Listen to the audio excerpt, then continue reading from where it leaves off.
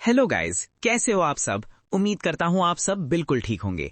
आज के इस वीडियो में हम बात करने वाले हैं लॉर्ड ऑफ मिस्ट्रीज नॉवल के एक बहुत ही इंटरेस्टिंग और मिस्टीरियस चैप्टर के बारे में। इस चैप्टर में हमें सस्पेंस, इमोशंस और डार्क रियलिटी का परफेक्ट मिक्स देखने को मिलेगा, जो इस नॉवल को और भी स्पेशल बनाता है। अगर आप लॉर्ड ऑफ मिस्ट्रीज के फैन हो या फिर आपको मिस्ट्री, फैंटेसी और थ्रिलर स्टोरीज पसंद है तो ये वीडियो आपके लिए ही है। वीडियो स्टार्ट करने से पहले अगर वीडियो आपको पसंद आए तो लाइक जरूर करना, अपना ओपिनियन कमेंट में बताना और चैनल को सब्सक्राइब करना मत भूलना। आपका एक लाइक और सब्सक्राइब मुझे ऐसे ही और चैप्टर्स एक्सप्लेन करने के लिए मोटिवेट करता है। तो चलिए बिना किसी डिले के लॉर्ड ऑफ मिस्ट्रीज के आज के चैप्टर की जर्नी स्टार्ट करते हैं। Chapter 1366 setup. अपनी नजर हटाकर क्लाइन ने उस बियॉन्डर कैरेक्टरिस्टिक को देखा जो पॉली डलाओ के बॉडी से निकली थी। वो एक पतली सी धुंध से बनी हुई थी जो किसी सपने के अंदर एक अजीब सा ग्रे वाइट दिमाग लग रही थी। क्लाइन का मानना था कि ईडन गार्डन सबसे सेफ जगह है, इसीलिए पॉली डलाओ ने अपना असली बॉडी यहीं छुपा कर रखा था। बाहर की दुनिया में जो भी एक्टिविटीज होती थी वो उसकी अलग अलग आइडेंटिटीज करती थी। कौन सोच सकता था कि हमीज, जिसे एक प्रोटेक्टिव गार्जियन माना जाता था, इस जगह को छोड़ चुका होगा। अगर कोई असली एंजल ईडन गार्डन की रक्षा कर रहा होता और इस मेंटल सिटी की स्पेशल पावर का पूरा यूज कर रहा होता तो मैं इतनी आसानी से रूल्स को तोड़कर यहां घुस ही नहीं पाता, क्लाइन ने मन में सोचा। उसने कैजुअली बियॉन्डा कैरेक्टरिस्टिक के बनने और कंडेंस होने की प्रोसेस को तेज करने की विश की। उंगली छटकाते ही उसकी विश पूरी हो गई। फिर उसने ड्रीम वीवर बियॉन्डा कैरेक्टरिस्टिक और कुछ ऐसे आइटम्स उठा लिए जो सप्लीमेंट्री मटेरियल्स के काम आ सकते थे। उसने अपने चेहरे से प्राइड मास्क उतारी और ईडन गार्डन छोड़ दिया। जैसे ही वो निकला, पूरा शहर कोलैप्स हो गया और कलेक्टिव सबकॉन्शियस के इन्फिनाइट समुद्र में मिल गया। उस दिन के बाद ईडन गार्डन की कहानी कई सपनों में उभर कर आई। कुछ आर्टिस्ट्स ने उसे ड्रॉ किया, कुछ ने कहानियों में लिखा और धीरे धीरे सबका मानना हो गया ईडन गार्डन तबाह हो चुका था। हाल फैमिली के एटिकेट कॉरिडोर में वापस आते हुए क्लाइन ने मिस जस्टिस की तरफ देखा जो पहले ही तैयार खड़ी थी। उसने dream weaver beyonder characteristic, related materials और पोशन फॉर्मूला जो उसने सेकंड ब्लास्फेमी स्लेट से देखा था, ऑड्री को दे दिया। ऑड्री कुछ कह पाती उससे पहले ही क्लाइन ने गहरी आवाज में कहा, ऑफिशियली आगे बढ़ने से पहले तुम अपना डिसीजन वापस भी ले सकती हो। ऑड्री ने मिस्टर वर्ल्ड का गिफ्ट लिया और चुपचाप सिर हिला दिया, मतलब वो इस पर सीरियसली सोचने वाली थी। एलिगेंट स्ट्रॉ हैट पहने हुए उसने जैन एम स्पैरो को कॉरिडोर के किनारे चलते हुए देखा जो धीरे धीरे उसकी नजरों से गायब हो गए। अपने सारे निशान मिटाकर और क्लूज छुपाकर क्लाइन ने ग्राफ्टिंग और सेफिरा कैसल का यूज करके बैकलैंड वापस लौटाया और जजमेंट जू के पास प्रकट हुआ, जो छुट्टी पर थी। MI9 कर्नल जो एप्पल खा रही थी तुरंत हाथ से एप्पल नीचे रखकर खड़ी हो गई। टिश्यू से मुंह पोंछते हुए बोली, सस्पिशंस, क्या हुआ? उसने ना उसे मिस्टर वर्ल्ड कहा ना जैम एंड स्पैरो। क्लाइन ने हल्का सा सिर हिलाकर कहा, मिस्टर फूल ने मुझसे पूछा है कि क्या आप पोशन फॉर्मूला, बियॉन्ड अ कैरेक्टरिस्टिक और कंपल्सरी मैजिक सीक्वेंस के सप्लीमेंट्री मटेरियल्स लेना चाहती है। जो को कोई खास खुशी महसूस नहीं हुई। उसने भौएं चढ़ाकर पूछा, प्राइस क्या है? क्लाइन ने सिर हिलाकर कहा, एपोकलिप्स आ रही है, बहुत सारे चेंजेस शुरू हो चुके हैं। मिस्टर फूल ने कुछ चीजों की प्रिडिक्शन की है। जब वक्त आएगा वो शायद फिर से एक लॉन्ग स्लीप में चले जाएंगे और उनके ब्लेसेड के लूप में उनके लेफ्ट हैंड मैन होने के नाते मैं भी उसी फेट से नहीं बच सकता। तुम्हें ये प्राइस चुकानी होगी। जब वो दिन आए तुम्हें मिस्टर फूल के रेवलेशन फॉलो करने होंगे। हो सकता है कोई काम बहुत डेंजरस हो या फिर बहुत सिंपल। हो सकता है मिस्टर फूल को जगाने के लिए लंबा वक्त लगे या फिर सिर्फ एक पल। किंग ऑफ एंजल्स और सेफिरा कैसल के ओनर होने के नाते क्लाइन को पहले से कुछ वेग विजन्स और इंस्पिरेशंस मिल चुके थे, इसीलिए बिना किसी क्लियर प्लान के वो पहले ही कई अरेंजमेंट्स कर रहा था।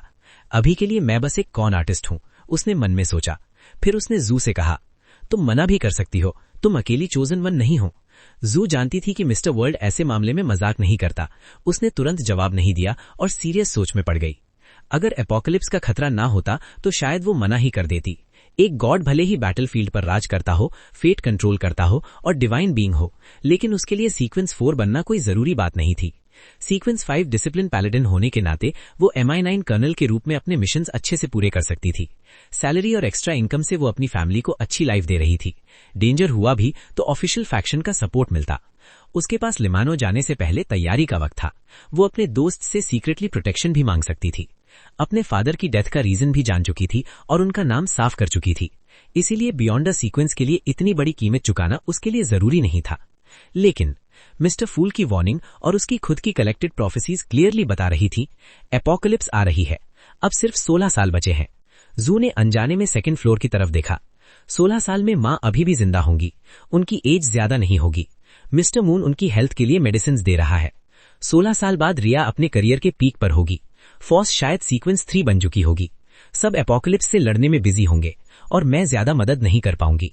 जू ने धीरे से नजर हटाई और चुप हो गई। फिर जैमिन स्पैरो को देखा और सीरियसली सिर हिला दिया।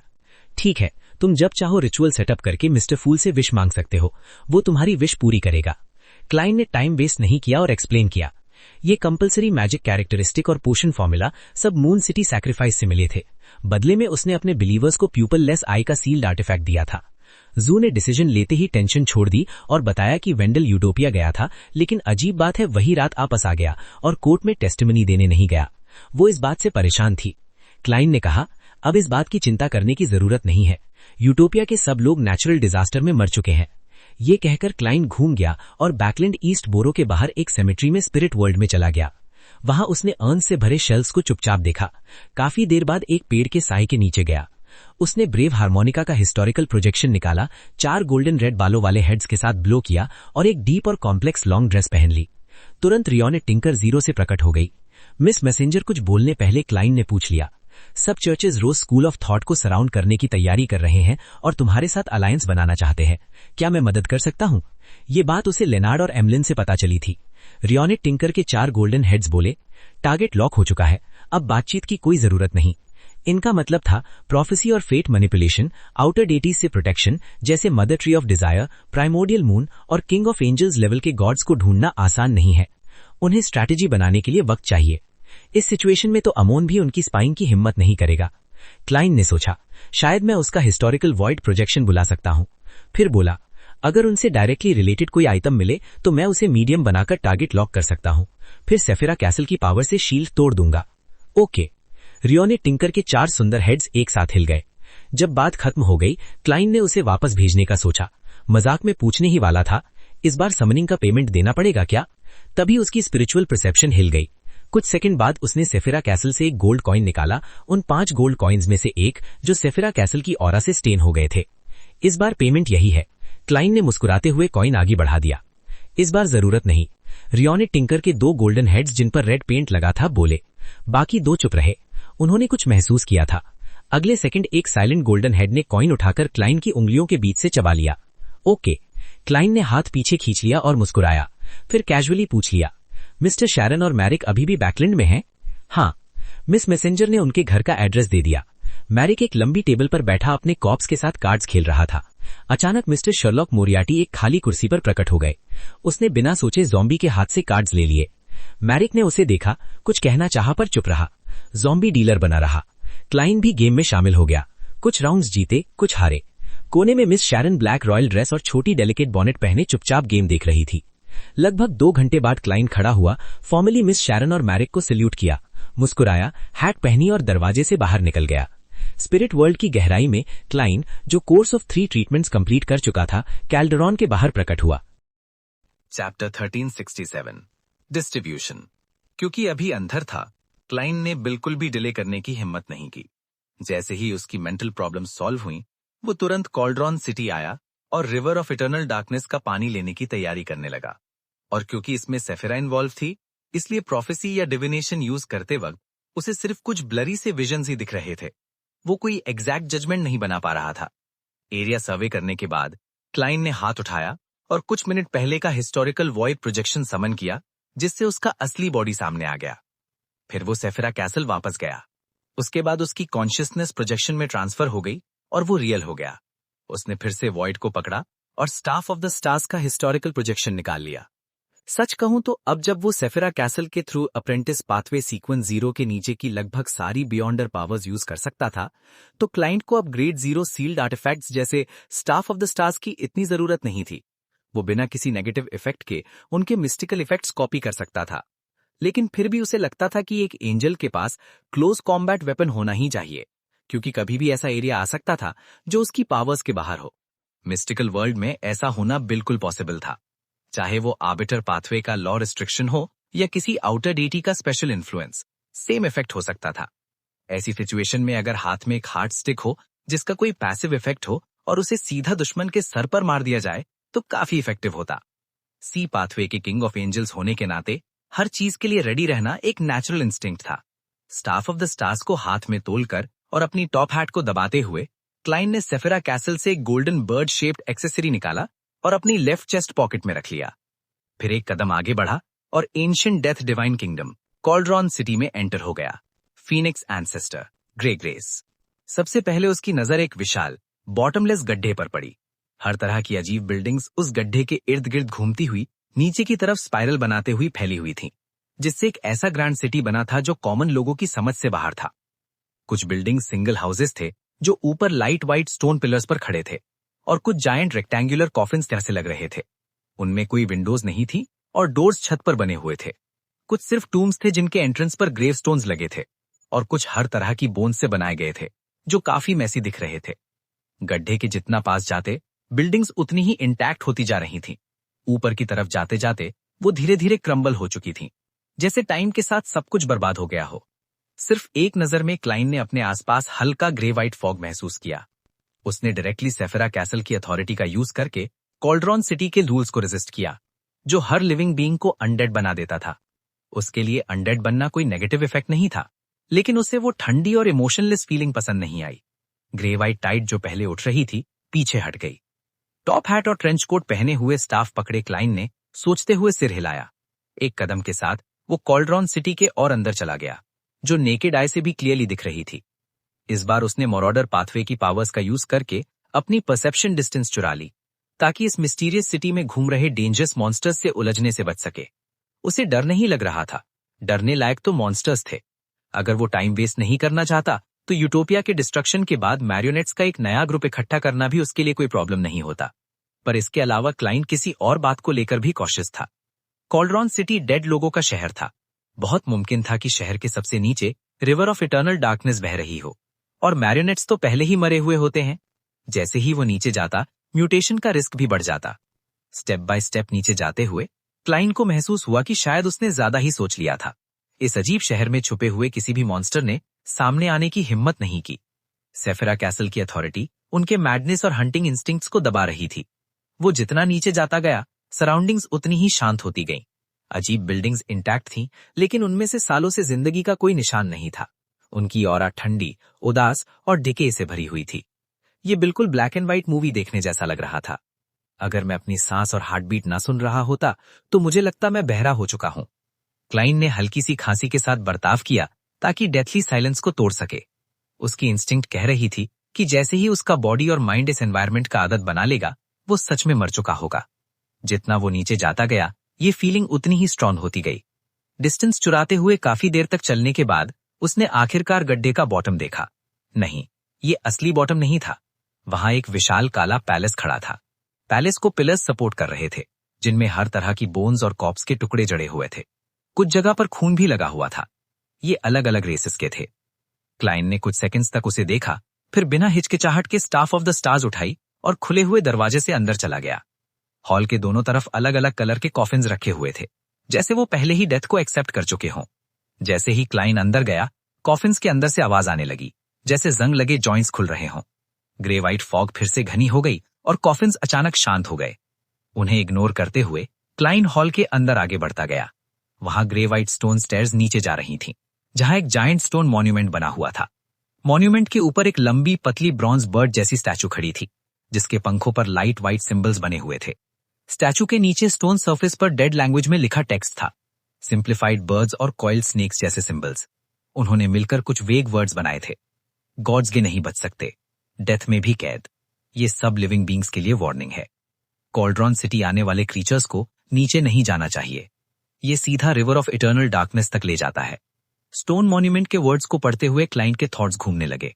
उसके पॉइंट ऑफ व्यू से इसका मतलब ये था कि चाहे सीक्वेंस 0 ट्रू गॉड्स ही क्यों ना हो, अगर वो रिवर ऑफ इटर्नल डार्कनेस के पास गए तो वहां फंस जाएंगे और निकल नहीं पाएंगे। और अगर मर भी गए तब भी इस एब्स्ट्रैक्ट रिवर, इस सेफिरा के अंदर कैद रहेंगे, बिल्कुल केओस सी जैसा। सेफिरा प्रोटेक्शन के बिना सिर्फ रिवर के पास जाना ही हॉरिबल म्यूटेशन ला सकता था। क्लाइन ने अपनी नजर हटाई और चेस्ट पॉकेट में रखे गोल्डन बर्ड एक्सेसरी को एडजस्ट किया। वो ब्रॉन्ज स्टैचू के पास से गुजरा और ग्रे व्हाइट स्टेयर से नीचे उतरने लगा। अंधेरे, शांत और ठंडे माहौल में उसकी चेस्ट पर लगा गोल्डन बर्ड एक्सेसरी हल्की व्हाइट लाइट छोड़ रहा था, जो छोटा सा एरिया रोशन कर रहा था। बिल्कुल एक लाइफ बोट की तरह जो डेथ के समुद्र में लड़ रही हो। काफी देर तक नीचे जाने के बाद सेफिरा कैसल की अथॉरिटी रिफ्लेक्ट होकर फैल गई और एक थिक ग्रे व्हाइट ककून जैसी बन गई। उसी समय क्लाइन ने हल्का सा सिर घुमाया और बेहोशी जैसी आवाज सुनी, जैसे कोई अंधेरी रिवर धीरे धीरे जमीन के नीचे बह रही हो।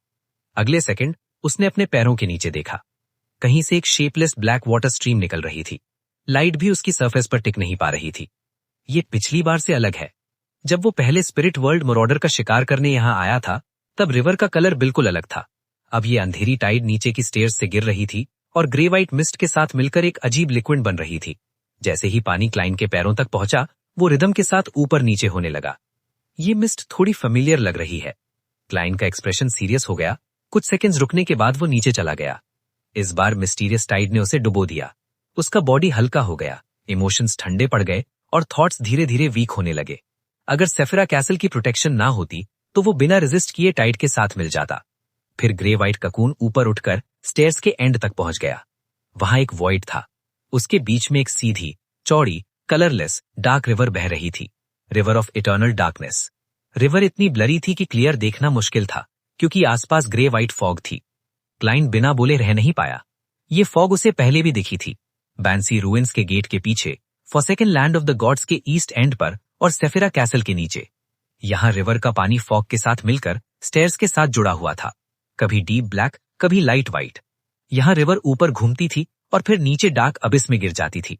रिवर के दोनों साइड्स पर विशाल लाइट व्हाइट स्टोन पिलर्स खड़े थे, जैसे किसी चीज को सपोर्ट कर रहे हों, कोलैप्स होने से बचा रहे हों। पिलर्स के बीच में और रिवर के किनारे पर ब्लरी ट्रांसपेरेंट फिगर्स धीरे धीरे आगे पीछे घूम रहे थे। उनमें से सबसे ज्यादा ध्यान खींचने वाली एक लॉस्ट फिगर थी, जो कभी कभी रिवर के अंदर चली जाती थी और फिर वापस आ जाती थी, लेकिन कभी रिवर से बाहर नहीं निकल पाती थी। वो पिलर्स जितनी ही विशाल थी। उसके ऊपर एक हैवी ब्लैक क्लोक लपटा हुआ था। साइड प्रोफाइल से वो बहुत पुरानी लग रही थी। अचानक उसने अपना सिर घुमाया और क्लाइन की तरफ देखा। उसके चेहरे पर सदर्न कॉन्टिनेंट के फीचर्स थे, लेकिन वो पहले ही सड़ चुका था। उसकी पीठ पर लाइट येलो ऑयल से सने हुए सफेद विंग्स उगे हुए थे। क्लाइन उसे जानता था। वो मिस्टर अजिक के फादर थे, death of the fourth epoch. Chapter 1368, death imprint. Death Salinger, जो इटर्नल डार्कनेस रिवर के आसपास घूम रहा था, उसने क्लाइन को देखा, जो ग्रे व्हाइट कुकून के अंदर घेरा हुआ था। उसकी आंखों में हल्की सफेद आग जल रही थी, जो तुरंत बुझने वाली थी, और क्लाइन के सीने पर गोल्डन बर्ड शेप्ड एक्सेसरी चमक रही थी। अगली ही सेकंड उसके सड़ चुके मुंह से एक भयानक गरज निकली, जो पूरी रिवर के ऊपर गूंज उठी और पूरा कॉल्डेरॉन सिटी हिल गया। डिस्ट्रीब्यूशन, जो कभी ऊपर उठती, कभी नीचे गिरती, कभी काली और कभी सफेद हो जाती थी, टाइड के साथ स्टोन स्टेयर्स के एंड तक पहुंच गई। इस प्रोसेस में एल्यूकोरी टाइड और ग्रे व्हाइट फॉग मिलकर एक ही रंग का बन गया। ग्रे व्हाइट स्ट्रीम बार बार क्लाइन के बॉडी से टकराया, लेकिन उसके आसपास बने कुकून को तोड़ नहीं पाया। डेथ सैलिंजर का सड़ चुका बॉडी डिस्ट्रीब्यूशन के किनारे की तरफ बढ़ने लगा, लेकिन चाहे जो भी हो, वो एस्केप नहीं कर सकता था। वो बस वहीं खड़ा रहकर पागल जैसे गरजता रहा। क्लाइन की नजर किनारे के आसपास घूम रही धुंधली फिगर्स पर पड़ी। उनमें से एक पहले ही टाइड के साथ डिस्ट्रीब्यूशन के बीच बह चुकी थी। वो बर्फ की तरह पिघलती हुई रिवर के बॉटम में डूब गई। बाकी फिगर्स बिल्कुल बेखौफ थे, खाली और लॉस्ट हालत में आगे पीछे घूमते रहे। एक ही नजर में क्लाइन ने कई पहचानी हुई शक्लें देख लीं। सब अजिक एगर्स जैसे थे, ब्रॉन्ज स्किन और जेंटल फेस के साथ। लग रहा था जैसे डेथ कम्फर्ट खुद को कई हिस्सों में बांट चुका हो। वो इटर्नल डार्कनेस रिवर के दोनों किनारों पर सफेद स्टोन पिलर्स के बीच घूम रहे थे। क्लाइन का दिल कांप उठा। उसका राइट लेग अचानक ठंडा हो गया। उसने नीचे देखा और एक हल्का सफेद हाथ देखा, जो कुकून के अंदर घुसकर उसके काफ को पकड़ चुका था। हाथ का मालिक टाइड में तैर रहा था, बिल्कुल वाटर गोस्ट की तरह, और क्लाइन को पानी के नीचे खींचने की कोशिश कर रहा था। ये अटैक सेफिरा कासल ऑरा को भी इग्नोर कर सकता था। क्लाइन की नजर महसूस करके उस वाटर गोस्ट ने अपना चेहरा ऊपर किया। ब्लैक बाल, ब्राउन आंखें, सिंपल फेस जिसमें स्कॉलर वाली फील थी। क्लाइन मोरेट्टी। वाटर गोस्ट क्लाइन मोरेट्टी था।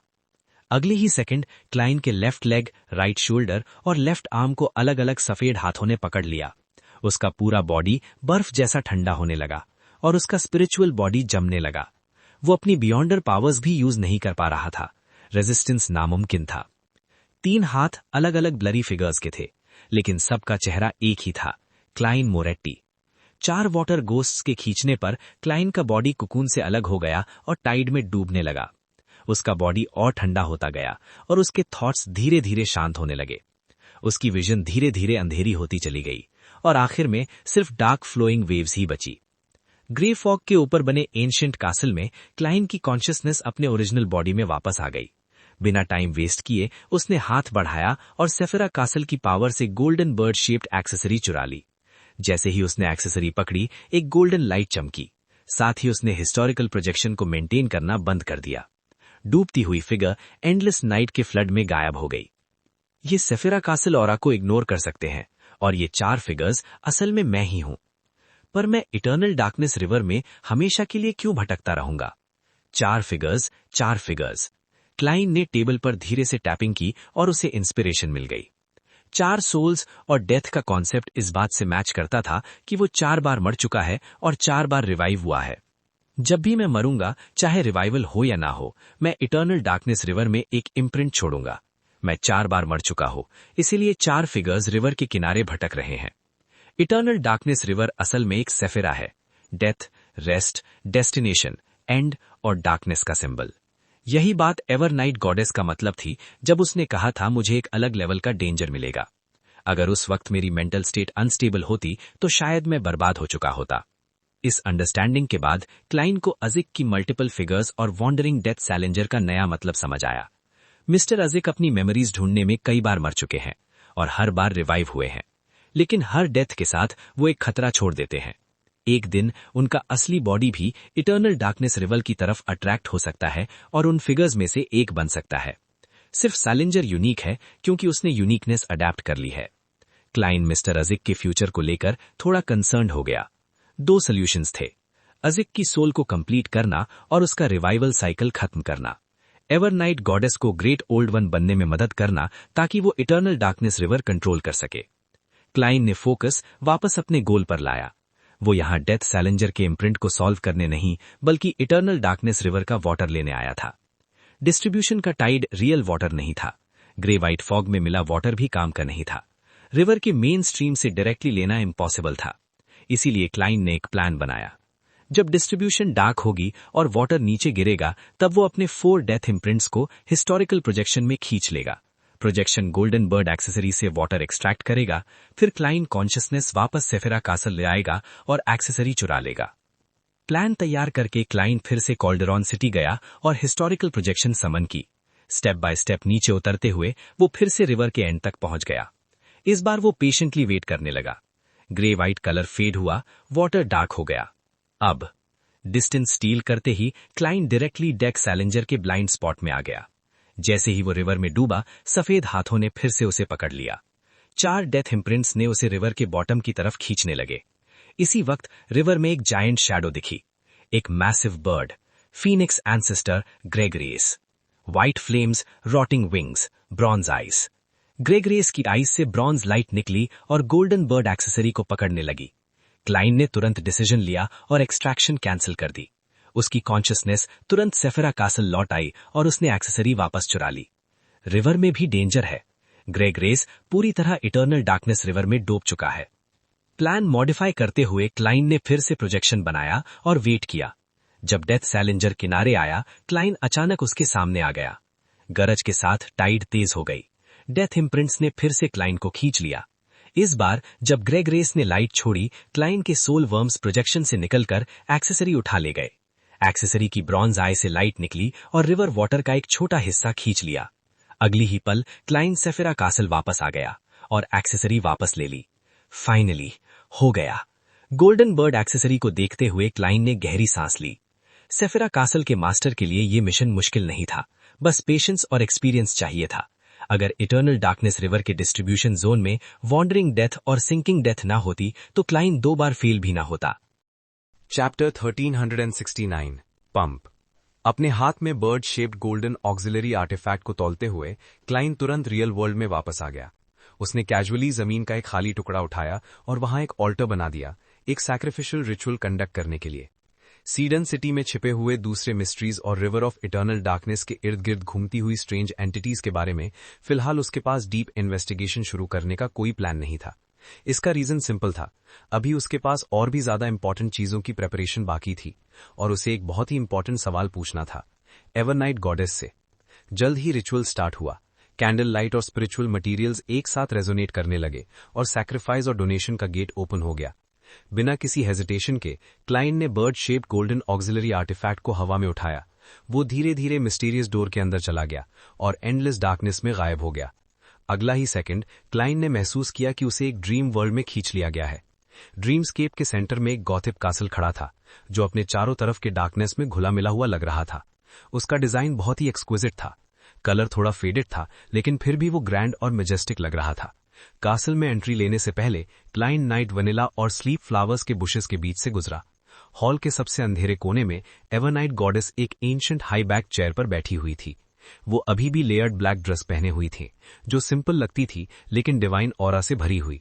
उस ड्रेस पर चमकते हुए स्पॉट्स डोम और वॉल्स पर रिफ्लेक्ट हो रहे थे और कासल के पिलर्स मिलकर एक शांत ड्रीमी स्टारी स्काई बना रहे थे। एवरनाइट गॉडेस का चेहरा एक लेयर्ड फिश नेट वेल के पीछे छुपा हुआ लग रहा था। Bird shaped golden auxiliary artifact को हाथ में पकड़कर वो धीरे धीरे खड़ी हुई और स्टेयर्स से नीचे उतरते हुए क्लाइन की तरफ आई। उसकी आवाज बिल्कुल ललबाई जैसी लग रही थी। तुम क्या पूछना चाहते हो? क्लाइन ने रिस्पेक्ट के साथ अपनी हैट उतारी और हल्का सा बो किया। मैं ये जानना चाहता हूं, क्या रिवर ऑफ इटर्नल डार्कनेस को कवर करने वाला ग्रे व्हाइट फॉग का connection Lord of the mysteries से है? वो भी haven and earth blessed divine था। एवरनाइट गॉडेस ने सीधा उसकी तरफ देखा। क्लाइन उसका चेहरा क्लियरली नहीं देख पाया लेकिन ऐसा लगा जैसे वो मुस्कुरा रही हो। हाँ, न सिर्फ रिवर ऑफ इटर्नल डार्कनेस बल्कि बैंसी हार्बर के पीछे का सिटी और पूरा वेस्टर्न कॉन्टिनेंट सब उसी ग्रे व्हाइट फॉग से ढका हुआ है। क्लाइन ने थोड़ा हेजिटेट करते हुए कहा, ये एक टाइप की सील है। एवरनाइट गॉडेस के ड्रीम प्रोजेक्शन ने हेड नॉट किया। बिल्कुल सही। सेफिरा कैसल और केओस सी के अलावा बाकी सब सेफिरॉट्स को वेस्टर्न कॉन्टिनेंट में लॉर्ड ऑफ द मिस्ट्रीज ने सील कर दिया था। River of eternal darkness, brood hive, city of calamity, tenebrous world, nation of disorder, knowledge moor और की ऑफ लाइट सब heaven and earth blessed divine के through western continent में बंद कर दिए गए। क्लाइन बिल्कुल एनलाइटेंड और शॉक्ड दोनों था। इतना ज्यादा? क्या ये थोड़ा ओवरकिल नहीं था? अब समझ आता था क्यों बैंसी के गेट के पीछे का सिटी ऑफ कैलामिटी जैसा लगता था। वो रियल वर्ल्ड और बैंसी दोनों को अफेक्ट कर रहा था। जब क्लाइन ने पहली बार बैंसी के पीछे का सीन देखा था तभी उसे डाउट हुआ था कि इसका वेस्टर्न कॉन्टिनेंट से कनेक्शन है, और जब उसे पता चला कि Bansi red angel Medici family का हेडक्वार्टर्स है तो उसका शक और स्ट्रांग हो गया। गेट के पीछे जो सिटी थी वो सिटी ऑफ कैलामिटी का सेफिरॉथ रिफ्लेक्शन थी। थोड़ी देर की खामोशी के बाद क्लाइन ने साई ली। लॉर्ड ऑफ द मिस्ट्रीज की पावर मेरी इमेजिनेशन से कहीं ज्यादा थी। एक ग्रेट ओल्ड वन जो कि यूनिवर्स के पिलर्स में से एक था, वो इतनी क्वाइटली कैसे डिस्ट्रॉय हो सकता है? एवरनाइट गॉडेस के ड्रीम प्रोजेक्शन ने धीरे से हेड शेक किया। वो चुपचाप नहीं मरा। अवेलेबल क्लूज के हिसाब से वो एंशिएंट ऑलमाइटी गॉड के साथ ही पेरिश हुआ। ऑलमाइटी गॉड का कॉप्स केओस सी में गिरकर फर्स्ट ब्लास्फेमी स्लेट बना। उसके पास मरॉडर पाथवे की यूनिकनेस भी थी। इसका मतलब फर्स्ट ईपॉक के मिड फेज में लॉर्ड ऑफ द मिस्ट्रीज और ऑलमाइटी गॉड के बीच एक एक्सट्रीमली इंटेंस बैटल हुई। आखिरकार दोनों ही डिस्ट्रॉय हो गए। इसी वजह से जब एंशिएंट सन गॉड केओस सी से निकला तो उसके पास मरॉडर पाथवे और एरर पाथवे की यूनिकनेस थी। उन्हें ऑलमाइटी गॉड ने लॉर्ड ऑफ द मिस्ट्रीज से अलग कर दिया था। क्लाइन शॉक्ड होकर पूछा, वो एक दूसरे को मारना क्यों चाहेंगे? दोनों ही पिलर्स थे और उनके पाथवेज भी सेम नहीं थे। उनके बीच ऐसा कोई लाइफ एंड डेथ कॉन्फ्लिक्ट होना ही नहीं चाहिए था। एवरनाइट गॉडेस ने शांत आवाज में कहा, कन्वर्जेंस एक इंस्टिंक्ट है। जितना हायर लेवल उतनी ही strong instinct. Lord of the mysteries और एंशिएंट ऑलमाइटी गॉड खुद को कन्वर्ज होने से रोक नहीं पाए। वो दोनों यूनिवर्स के अवतार्स बन चुके थे, जो ओरिजिनल क्रिएटर की नेचुरल इंस्टिंक्ट भी है। जितना कोई मैड होता जाता है उतना ही ज्यादा पावरफुल बनता जाता है। कनिंग, टेरिफाइंग, ओमनिशेंट, ये सब heaven and earth blessed divine के एस्पेक्ट्स हैं। क्लाइन ने कहा, तो लॉर्ड ऑफ द मिस्ट्रीज और ऑलमाइटी गॉड असल में ओरिजिनल क्रिएटर के ही अलग अलग एस्पेक्ट्स थे। एवरनाइट गॉडेस ने जेंटल टोन में जवाब दिया, एक ही एग्जिस्टेंस लेकिन अलग पर्सनालिटीज, ये एनालॉजी ज्यादा एक्यूरेट है। ओरिजिनल क्रिएटर यूनिवर्स का क्रिएटर भी था और उसका डिस्ट्रॉयर भी। वो दिन भी है और रात भी। वो होली लाइट भी है और फॉलन अबिस भी। वो कॉन्ट्रडिक्शंस का लिविंग एम्बॉडीमेंट है। इसी वजह से उसमें नेचुरली सेल्फ डिस्ट्रक्शन की टेंडेंसी होती है, और जब वो स्प्लिट होता है तो कन्वर्जेंस का फोर्स और ज्यादा स्ट्रांग हो जाता है। एंशिएंट पास्ट में जब ओरिजिनल क्रिएटर डॉर्मेंट स्टेट में था तब वो मल्टीपल पर्सनालिटीज में डिवाइड हो चुका था। वो सब भी स्लीप मोड में थे, लेकिन फिर भी उन्होंने अपनी अथॉरिटीज और कैरेक्टरिस्टिक्स से आगे बढ़कर वर्ल्ड को इन्फ्लुएंस करना शुरू कर दिया। ट्रू सेपरेशन के लिए प्रिपरेशंस। इसमें सबसे पावरफुल और एक्टिव थे अलमाइटी गॉड और Lord of the mysteries. First epoch के मिड फेज में उन्होंने एक्स्ट्रा सेफिरॉट्स को समझने के लिए हर पॉसिबल मेथड यूज किया। इस वजह से उनकी कन्वर्जेंस और अनकंट्रोलेबल हो गई और फिर वो एक दूसरे के अगेंस्ट खड़े हो गए। एंशिएंट सन गॉड के रिसर्च के मुताबिक pillar level highest possible stability होती है। अगर कोई ग्रेट ओल्ड वन इस लिमिट को क्रॉस करे और एक और सेफिरॉथ को अकोमोडेट करे तो वो परमानेंटली कन्वर्जेंस इंस्टिंक्ट के कंट्रोल में चला जाता है। बैटल का एग्जैक्ट सीन कोई नहीं जानता, स्पिरिट वर्ल्ड की 7 लाइट्स भी नहीं। बस इतना पता है उस मूवमेंट के बाद यूनिवर्स के 2 महान पिलर्स हमेशा के लिए गायब हो गए। केओस सी और सेफिरा कैसल के अलावा बाकी सब सेफिरॉथ्स को वेस्टर्न कॉन्टिनेंट में सील कर दिया गया। पर इस सेटअप का एक डेंजरस साइड इफेक्ट भी था। जब तक लॉर्ड ऑफ द मिस्ट्रीज और ऑलमाइटी गॉड वापस रिवाइव नहीं होते और वेस्टर्न कॉन्टिनेंट की सील नहीं टूटती, तब तक कोई भी sequence 0 true God outer deities के अगेंस्ट नया ग्रेट ओल्ड वन नहीं बन सकता। जैसे जैसे अपोकलिप्स पास आएगा ये प्रॉब्लम और डेंजरस होती जाएगी। इसी वजह से haven and earth blessed divine ने बाकी सब सेफिरॉथ्स को जानबूझकर सील किया ताकि कोई नया लॉर्ड ऑफ द मिस्ट्रीज पैदा ही ना हो सके। क्लाइन को महसूस हो रहा था जैसे उसने यूनिवर्स के सबसे बड़े कंस्पिरेसी का ब्लूप्रिंट देख लिया हो। जितना ज्यादा वो सोचता उतना ही टेरिफाइंग लगता गया haven and earth blessed divine. फिर उसने तुरंत पूछा, तो फिर आपने 4th ईपॉक में लॉर्ड ऑफ द मिस्ट्रीज के डेवलपमेंट को सपोर्ट क्यों नहीं किया? एवरनाइट गॉडेस मुस्कुराई। उस वक्त अमोन और बेथेल रिलक्टेंट थे। वो सब अपोकलिप्स के और पास आने का वेट करना चाहते थे। जहां तक सैलेंजर की बात है तो उसने प्लान बनाया था रिवर ऑफ इटर्नल डार्कनेस का यूज करके रेड प्रीस्ट यूनिकनेस के साथ एक बिल्कुल नया ग्रेट ओल्ड वन पाथवे बनाने का, पर वो मैड हो गया। ट्वाइलाइट और नाइट पाथवे को मर्ज करने की टेम्पटेशन उसके कंट्रोल से बाहर चली गई और इसी वजह से डेथ को भी मजबूर होना पड़ा। एवरनाइट गॉडेस ने आगे कहा, वेस्टर्न कॉन्टिनेंट की सील धीरे धीरे वीक हो रही है। सेफिरॉथ्स अपने सिंबलिज्म का यूज करके इनडायरेक्टली हायर सीक्वेंस और यूनिकनेस को करप्ट कर रहे हैं। सबसे पहले लीक हुई river of eternal darkness. 2nd epoch में ग्रेग रेस के थ्रू उसका डिस्ट्रीब्यूशन बना। 4th ईपॉक में और भी सेफिरॉथ्स के traces north continent, south continent और 5 सीज के आइलैंड्स पर दिखने लगे। 4th ईपॉक की बहुत सारी अनोमलीज के पीछे ये एक मेजर फैक्टर था। इसीलिए एडम ने कहा था 4th ईपॉक की हिस्ट्री को समझना अभी भी इनकम्प्लीट है। क्लाइन ने कुछ सेकंड्स तक सोचा, फिर वो हल्का सा मुस्कुरा दिया। मैं रफली समझ गया, इसीलिए तुम मेरी इतनी हेल्प कर रही हो, right? Chapter 13-17 the decisive moment. Evernight goddess के ड्रीम प्रोजेक्शन ने मुस्कुराते हुए जवाब दिया, अगर सिर्फ लॉर्ड ऑफ मिस्ट्रीज को नर्चर करना ही गोल होता तो मुझे अमोन पर बेट लगानी चाहिए थी। कम से कम उसके सक्सेस के चांसेस तुमसे काफी ज्यादा है। क्लेन के कुछ और पूछने से पहले ही वो ड्रीमी और मिस्टीरियस आवाज में बोलती रही, जो युग पास्ट में दफन हो चुका है वही हम दोनों के बीच शेयर्ड मेमोरी है। वही वो इम्पोर्टेंट टाइम था जब हमारी ह्यूमैनिटी का जन्म हुआ, ग्रो हुआ और स्ट्रांग बना। चाहे मेरी जिंदगी बहुत लंबी रही हो, फिर भी वो मेरी सबसे प्यारी यादों में से एक है। तुम पर उस युग की छाप है, इसलिए मैं तुम्हारी मदद करने के लिए ज्यादा तैयार हूं। जैसे कहते हैं, इंसान अपने घर की छत पर बैठने वाले कौवे से भी प्यार करता है। क्लेन ने इसे एक इडियम के फॉर्म में कंक्लूड किया। उस पल उसे रोजेल के डायरी के लिखे हुए वर्ड्स याद आ गए, होम। उसकी खामोशी के बीच एवरनाइट गॉडेस का ड्रीम प्रोजेक्शन बोला, जब तुम रेडी हो तुम हॉर्नेसस माउंटेन रेंज के मेन पीक पर कभी भी जा सकते हो। ऑफ कोर्स ये तुम्हारी फ्रीडम है, कोई तुम्हें फोर्स नहीं करेगा और कोई तुम्हें फोर्स कर भी नहीं सकता। तुम एक सर्टेन लेवल पर रुकने का ऑप्शन चूज कर सकते हो। ग्रेट ओल्ड वन ना बनो और लॉर्ड ऑफ मिस्ट्रीज को अपने बॉडी में अवेकन ना होने दो। फिर अपोकलिप्स के फाइनल मोमेंट में जिन लोगों और चीजों को तुम प्रोटेक्ट करना चाहते हो उन्हें साथ लेकर किसी और सोलर सिस्टम के किसी और प्लैनेट पर जा सकते हो, ताकि आउटर डेटीज के नोटिस से बच सको और एक नई सिविलाइजेशन बना सको। क्लेन पहले से ही इस प्रॉब्लम के बारे में सोच चुका था। कुछ पल चुप रहने के बाद उसने कहा, रोजेल ने एक बात सही कही थी, तुम कुछ वक्त के लिए छुप सकते हो लेकिन हमेशा के लिए नहीं। वो योतुन में एवरनाइट गॉडेस से बात कर रहा था, इसलिए इडियम का ट्रांसलेशन थोड़ा अजीब लग रहा था। भागना सिर्फ एक टेम्पररी स्ट्रैटेजी होती है, उसे लॉन्ग टर्म प्लान नहीं बनाया जा सकता। यूनिवर्स बहुत बड़ा है, लेकिन आउटर डेटीज हमसे ज्यादा फेमिलियर हैं। वो ज्यादा पावरफुल हैं और यूनिवर्स के किसी न किसी एस्पेक्ट को डायरेक्टली रिप्रेजेंट करते हैं। उनसे बचना बहुत मुश्किल है, और मान लो हम भाग भी गए तो भी शांति सिर्फ कुछ वक्त के लिए होगी।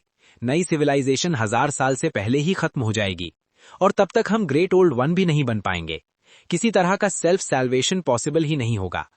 क्योंकि आउटर डेटीज के अटैक से बचने के लिए सारे सेफिरॉथ छोड़ने पड़ते हैं, वरना हम उनके टारगेट बन जाएंगे। यूनिवर्स में भटकना तो दूर की बात, पहली वेव सरवाइव कर पाएंगे या नहीं ये भी अनसर्टन है। एवनाइट गॉडेस का ड्रीम प्रोजेक्शन धीरे से बोला।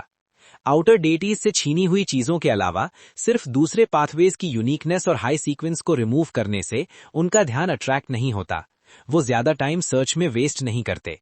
क्लेन शांति से बोला, पर यह जरूरी नहीं कि वो इग्नोर ही करें।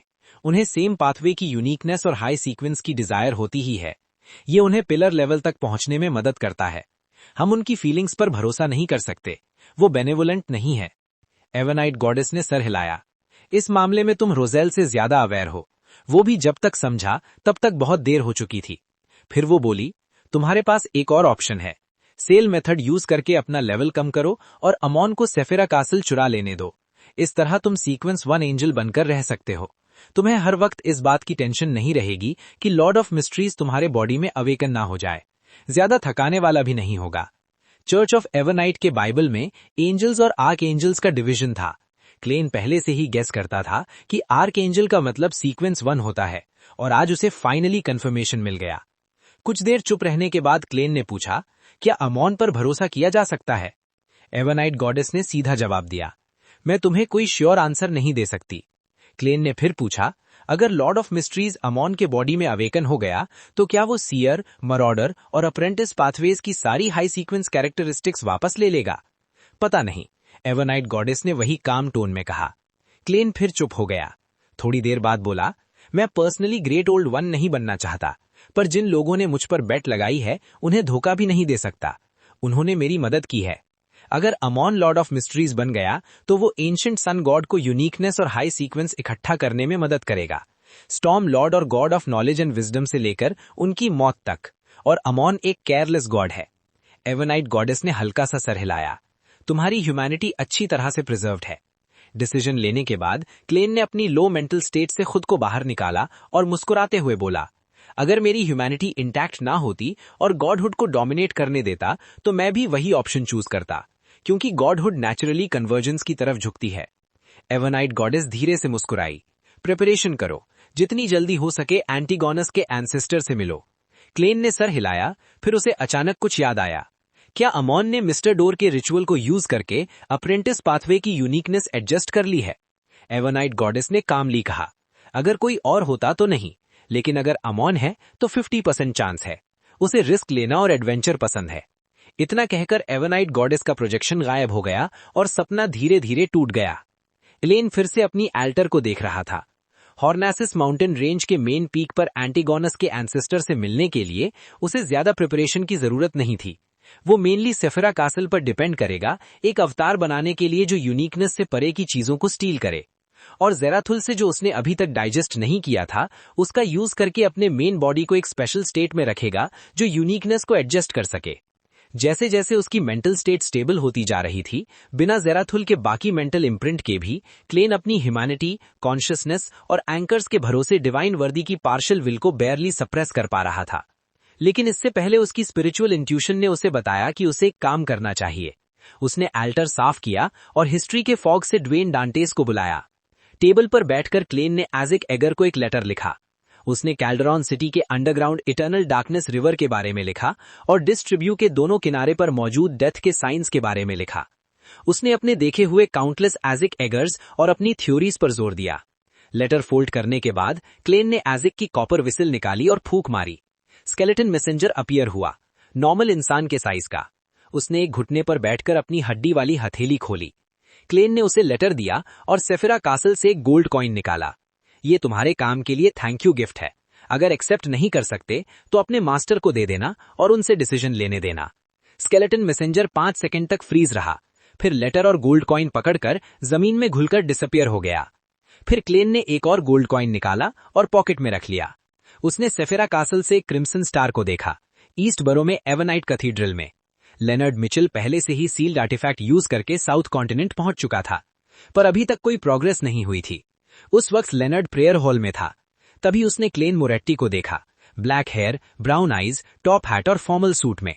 क्लेन ने डोनेशन बॉक्स में एक गोल्ड कॉइन डाला और चुपचाप निकल गया। लेनर्ड हैरान खड़ा रहा। उस वक्त उसके दिमाग में पेलेजिस की आवाज गूंजी, उस गोल्ड कॉइन को हासिल करने का मौका ढूंढो। बैकलैंड के एक स्पेशल हाउस में विल ऑब्सिडिन अपनी आइसक्रीम खा रहा था। तभी ड्वेन डांटेज वहां अपीयर हुआ। लगता है मैंने तुम्हारा बर्थडे 2 बार मिस कर दिया।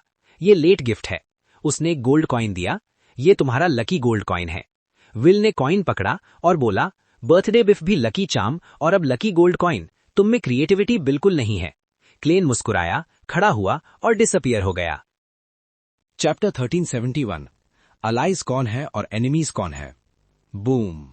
सी गॉड के चर्च के अंदर मास के बाद एल्जर विल्सन अपने रूम में वापस आया। जैसे ही उसने विंडो के थ्रू देखा, एक फिगर वहां था। वो जर्म और स्पैरो थे, दोनों टॉप हैट और ट्रेंच कोट में। एल्जर के बोलने का वेट किए बिना क्लीन 2 कदम आगे बढ़ा और सॉलेमली बोला, मैं मिस्टर फूल के ऑर्डर्स के अंडर आया हूं। वो नेचुरली मिस्ट्रीज के अटेंडेंट की तरह बिहेव करता था। एल्जर ने तुरंत अपना सर नीचे किया और राइट हैंड को लेफ्ट चेस्ट पर प्रेस किया, रिस्पेक्ट दिखाने के लिए। मिस्टर फूल। क्लेन ने थोड़ा सर हिलाया और सेफर कैसल के स्क्रैप हीप से एक ऑब्जेक्ट निकाला। एल्जीरिया की आंखों में तुरंत एक छोटा सेप्टर रिफ्लेक्ट हुआ, जो हड्डी का भरा था। सेप्टर के टिप पर छोटे ब्लू जेमस्टोन्स लगे हुए थे। कुछ ब्लैक पेंट से कवर थे, कुछ डॉन की लाइट में ग्लो कर रहे थे। उसके आसपास इनफाइनाइट प्योर लाइट पॉइंट्स थे और उससे मैजिकल प्रेयर्स का साउंड आ रहा था, शार्प और सेक्रेड। एल्जर की आंखें वाइट हो गईं। वो ग्रीड को कंट्रोल नहीं कर पा रहा था। नेविगेटर सीक्वेंस के रिगार्डिंग वो कंप्लीटली श्योर था कि ये व्हाइट बोन सेप्टर सी गॉड की आइडेंटिटी, लेवल और पावर का सिंबल है। जैसे ही प्रेयर्स की वजह से हल्का डिजीनेस फील हुआ, उसकी नजर जर्म और स्पैरो पर गई और वो सी गॉड के अटेंडेंट के बोलने का वेट कर रहा था। क्लेन ने एक हाथ से सी गॉड का सेप्टर उठाया और सीरियसली बोला, ये मिस्टर फूल का गिफ्ट है, फेथ का सिंबल है और ये रिवॉर्ड है उन लोगों के लिए जो बहुत सारे बिलीवर्स को प्रोटेक्ट करते हैं।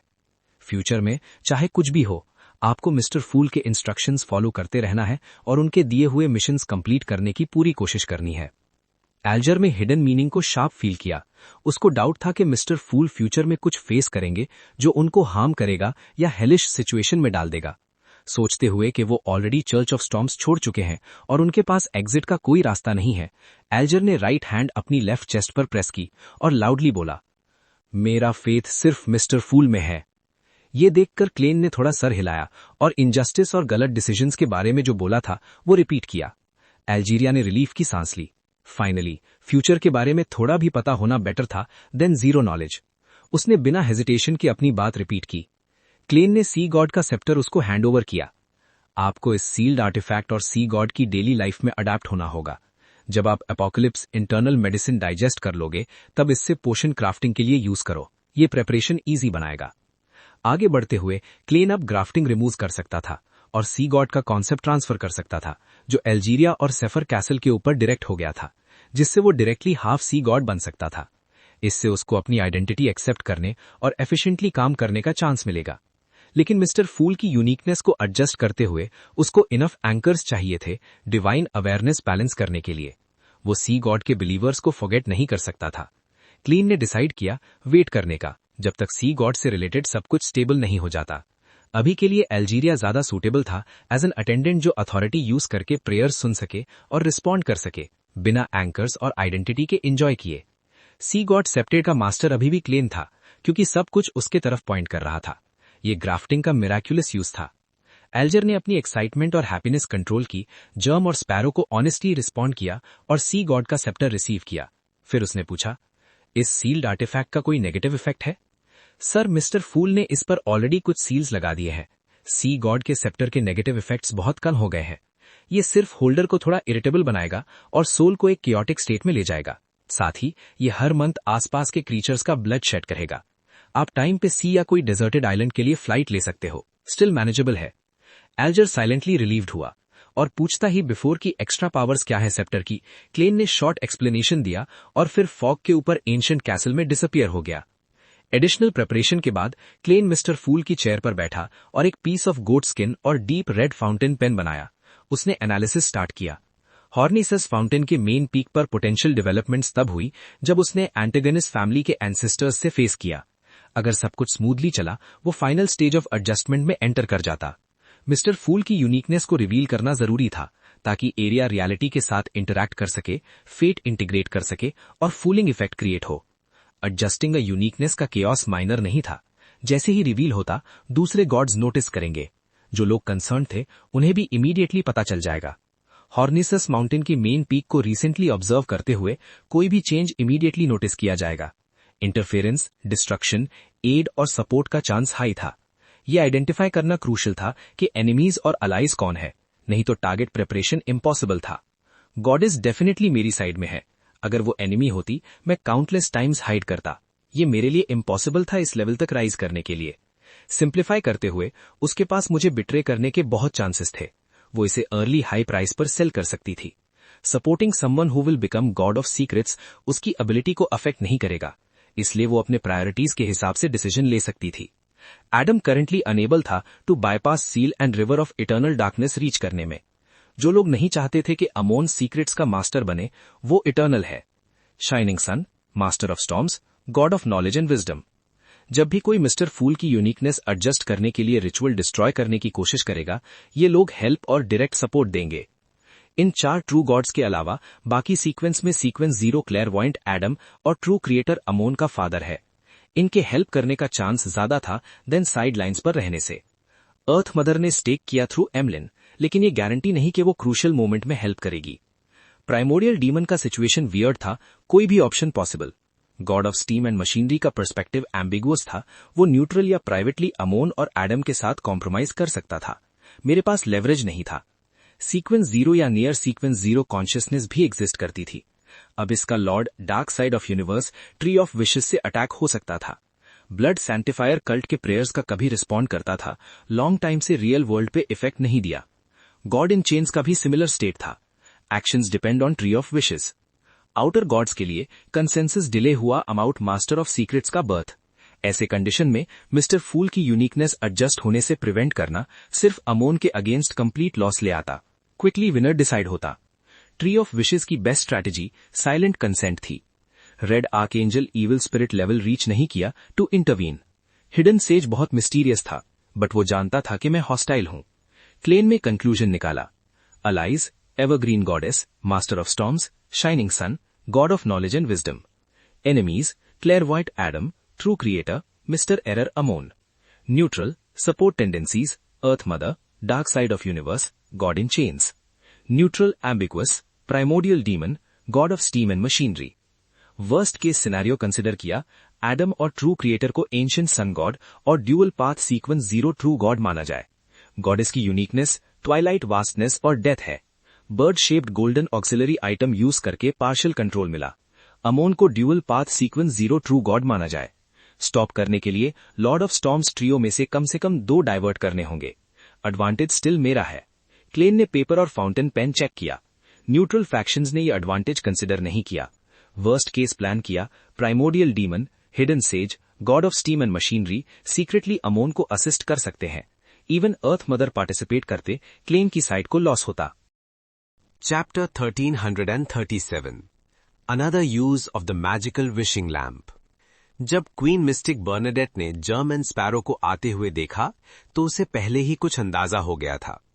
बिना किसी सरप्राइज के उसने अपने हाथ में पकड़ी हुई एंशिएंट बुक नीचे रखी और दरवाजे पर आए मेहमान को ध्यान से देखने लगी। क्लाइन ने कोई फॉर्मल ग्रीटिंग नहीं दी और सीधा बोला, मैं एक दिन के लिए मैजिकल विशिंग लैंप उधार लेना चाहता हूं। बर्नाडेट ने धीरे से सर हिलाया और अपने पास रखे मैजिकल विशिंग लैंप की तरफ हाथ बढ़ाया। उसका इनविजिबल सर्वेंट तुरंत आया, अजीबोगरीब लैंप उठाया और क्लाइन के पास ले आया। क्लाइन ने लैंप लेते हुए गहरी आवाज में कहा, थैंक यू। बर्नाडेट ने कोई शर्त या रिक्वेस्ट नहीं रखी। ऐसा लग रहा था जैसे उसे इस बात का डर ही नहीं था कि आखिरकार उस पर एक और विश का बोझ आ जाएगा और उसे कोई अजीब मौत मिलेगी। उसका मानना था कि मिस्टर फूल इस प्रॉब्लम को सॉल्व कर सकते हैं, क्योंकि पहले भी वो अपनी कैपेबिलिटी दिखा चुके थे। अगला ही पल जर्मन स्पैरो के रूप में क्लाइन डॉन से गायब हो गया और वापस सेफेरा कासल पहुंच गया। जैसे ही उसने मैजिकल विशिंग लैंप को अपने सामने टेबल पर रखा, उसने देखा कि उसकी कैंडल विक जल रही थी और चिपचिपी रोशनी निकल रही थी, जो धीरे धीरे एक डिस्टॉर्टेड और धुंधली सी गोल्डन फिगर बना रही थी। तुमने अभी तक अपना वादा पूरा नहीं किया है, इसलिए मैं तुम्हारी विश पर दोबारा काम नहीं करूंगी, जीनी ने शानदार और अथॉरिटी भरी आवाज में कहा। तुम्हें पता होना चाहिए कि इस लैंप की करंट ओनर रोजेल की बेटी है। तुम्हारी पहली विश थी कि उसकी अक्यूमुलेटेड विशेस वो अपने ऊपर डाल दो। इससे उसे सीक्वेंस से ऊपर के लेवल की रिएक्शन का सामना करना पड़ सकता है, और इस बार मैं तुम्हें उसकी विशेस अपने ऊपर ट्रांसफर करने की इजाजत नहीं दूंगी। जब क्लाइन ने पहले मैजिकल विशिंग लैंप का यूज करके एस्केप किया था, तब उसने इस ग्रेट सील्ड आर्टिफैक्ट का ओनरशिप चेंज नहीं किया था। ये अभी भी बर्नाडेट का ही था और ओनर अभी भी क्वीन मिस्टिक ही थी। इसलिए उस वक्त जो विश हुई वो एक साथ क्लाइन और बर्नाडेट दोनों पर काउंट हुई। उस वक्त पहली विश थी कि बर्नाडेट के पहले से जमा 2 विशेस को ट्रांसफर किया जाए। इससे बर्नाडेट के ऊपर जमा विशेस क्लियर हो गईं, लेकिन क्लाइन पर 2 और लोड आ गया। साथ ही पहली विश भी काउंट हो गई। इसलिए उसके बाद बर्नाडेट के पास 1 विश रह गई और क्लाइन के पास 4 हो गईं। फिर क्लाइन ने सेकंड विश मांगी, ये भी दोनों के लिए काउंट हुई। एंड में बर्नाडेट की wish count critical limit cross किए बिना 2 पर रही, जबकि क्लाइन की 4 तक पहुंच गई और नेचुरली उसे आउटर डीटी लेवल के रूल्स की रिएक्शन फेस करनी पड़ी। एडम्स कॉर्प्स कैथीड्रल में उसकी वहीं पर मौत हो गई और वो मुश्किल से बचकर निकल पाया। अगर क्लाइन एक और विश करता तो बर्नाडेट की विश काउंट 3 हो जाती, जिसका मतलब था उसे भयानक पनिशमेंट फेस करनी पड़ती। हाँ, वो पहली विश को रिपीट करके बर्नाडेट की विश अपने ऊपर ट्रांसफर कर सकता था और रिवाइवल का एक चांस खर्च कर सकता था, लेकिन जीनी ने पहले ही क्लियर कर दिया था कि वो ऐसी हर विश को ट्विस्ट कर देगी जिससे विश बिल्कुल उस तरह पूरी हो जाए जैसा क्लाइन कभी नहीं चाहता। क्लाइन ने मन ही मन सोचा, पिछली बार मैं जल्दी में था और रोजेल भी प्राइमोर्डियल मून के इन्फ्लुएंस में थी, इसलिए उस वक्त जो विश बनाई थी वो परफेक्ट नहीं थी। मुझे पहली विश में ही ये कंडीशन डालनी चाहिए थी कि विश सिर्फ मेरे नाम पर काउंट हो, या फिर पहली और दूसरी विश के बीच में एक और विश डालकर लैंप का ओनरशिप ही अपने नाम ट्रांसफर कर लेना चाहिए था, क्योंकि मेरी मौत के बाद ओनरशिप क्लियर हो जाती और लैंप वापस होल्डर के पास चला जाता। दिल में गहरी सांस लेते हुए क्लाइन ने जीनी की तरफ मुस्कुरा कर देखा। तुम मैनिपुलेशन और रिकॉम्बिनेशन से फेमिलियर नहीं लगती। तुम्हारे करंट लेवल और इस लैंप के फॉर्म में मैं अब सेफेरा कासल के थ्रू इसका ओनरशिप बर्नाडेट से अपने पास ला सकता हूं, या फिर हम डायरेक्ट स्टीलिंग का यूज कर सकते हैं। जीनी की धुंधली गोल्डन फिगर कुछ देर के लिए बिल्कुल चुप हो गई। कुछ सेकंड्स बाद उसने कहा, तुम उतने क्लेवर नहीं हो जितना वो था, लेकिन उतने ही बेशर्म हो। लेकिन कोई फायदा नहीं, जब तुम अपनी विशेस जमा करके मर जाओगे तब भी लैंप का ओनरशिप रोजेल की बेटी के पास ही वापस जाएगा और मैं रूल्स को ट्विस्ट करके तुम्हारी विश उस पर काउंट करवा दूंगी। और मैंने पहले ही कह दिया था कि जब तक तुम अपना वादा पूरा नहीं करते मैं नॉर्मली तुम्हारी विशेस पूरी नहीं करूंगी। क्लाइन मुस्कुराता रहा। मैंने एक स्टोरी सुनी थी इन्वेस्टर्स के बारे में। जब कोई कंपनी मुश्किल में होती है तो जो लोग मदद करने को सबसे ज्यादा तैयार होते हैं वही उसके ओरिजिनल इन्वेस्टर्स होते हैं।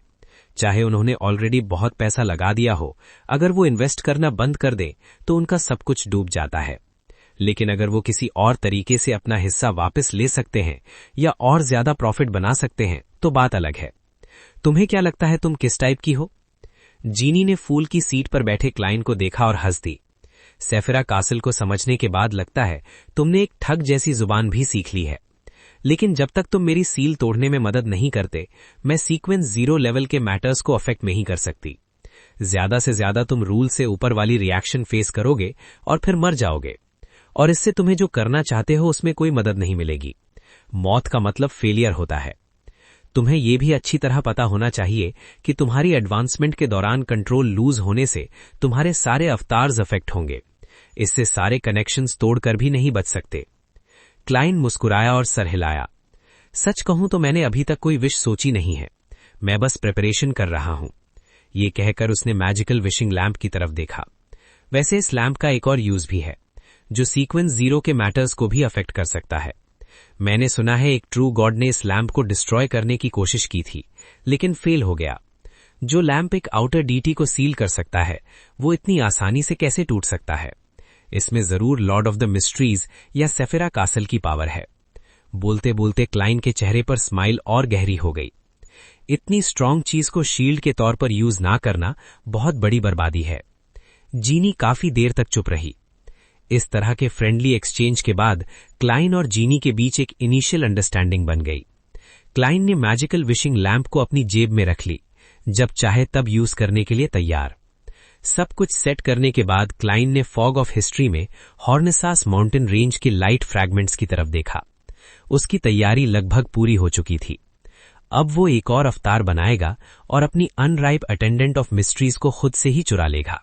उसके बाद वो एंटीगोनस फैमिली के एंसेस्टर का सामना करेगा और वहां से एक डिवाइन वॉर शुरू हो सकती है।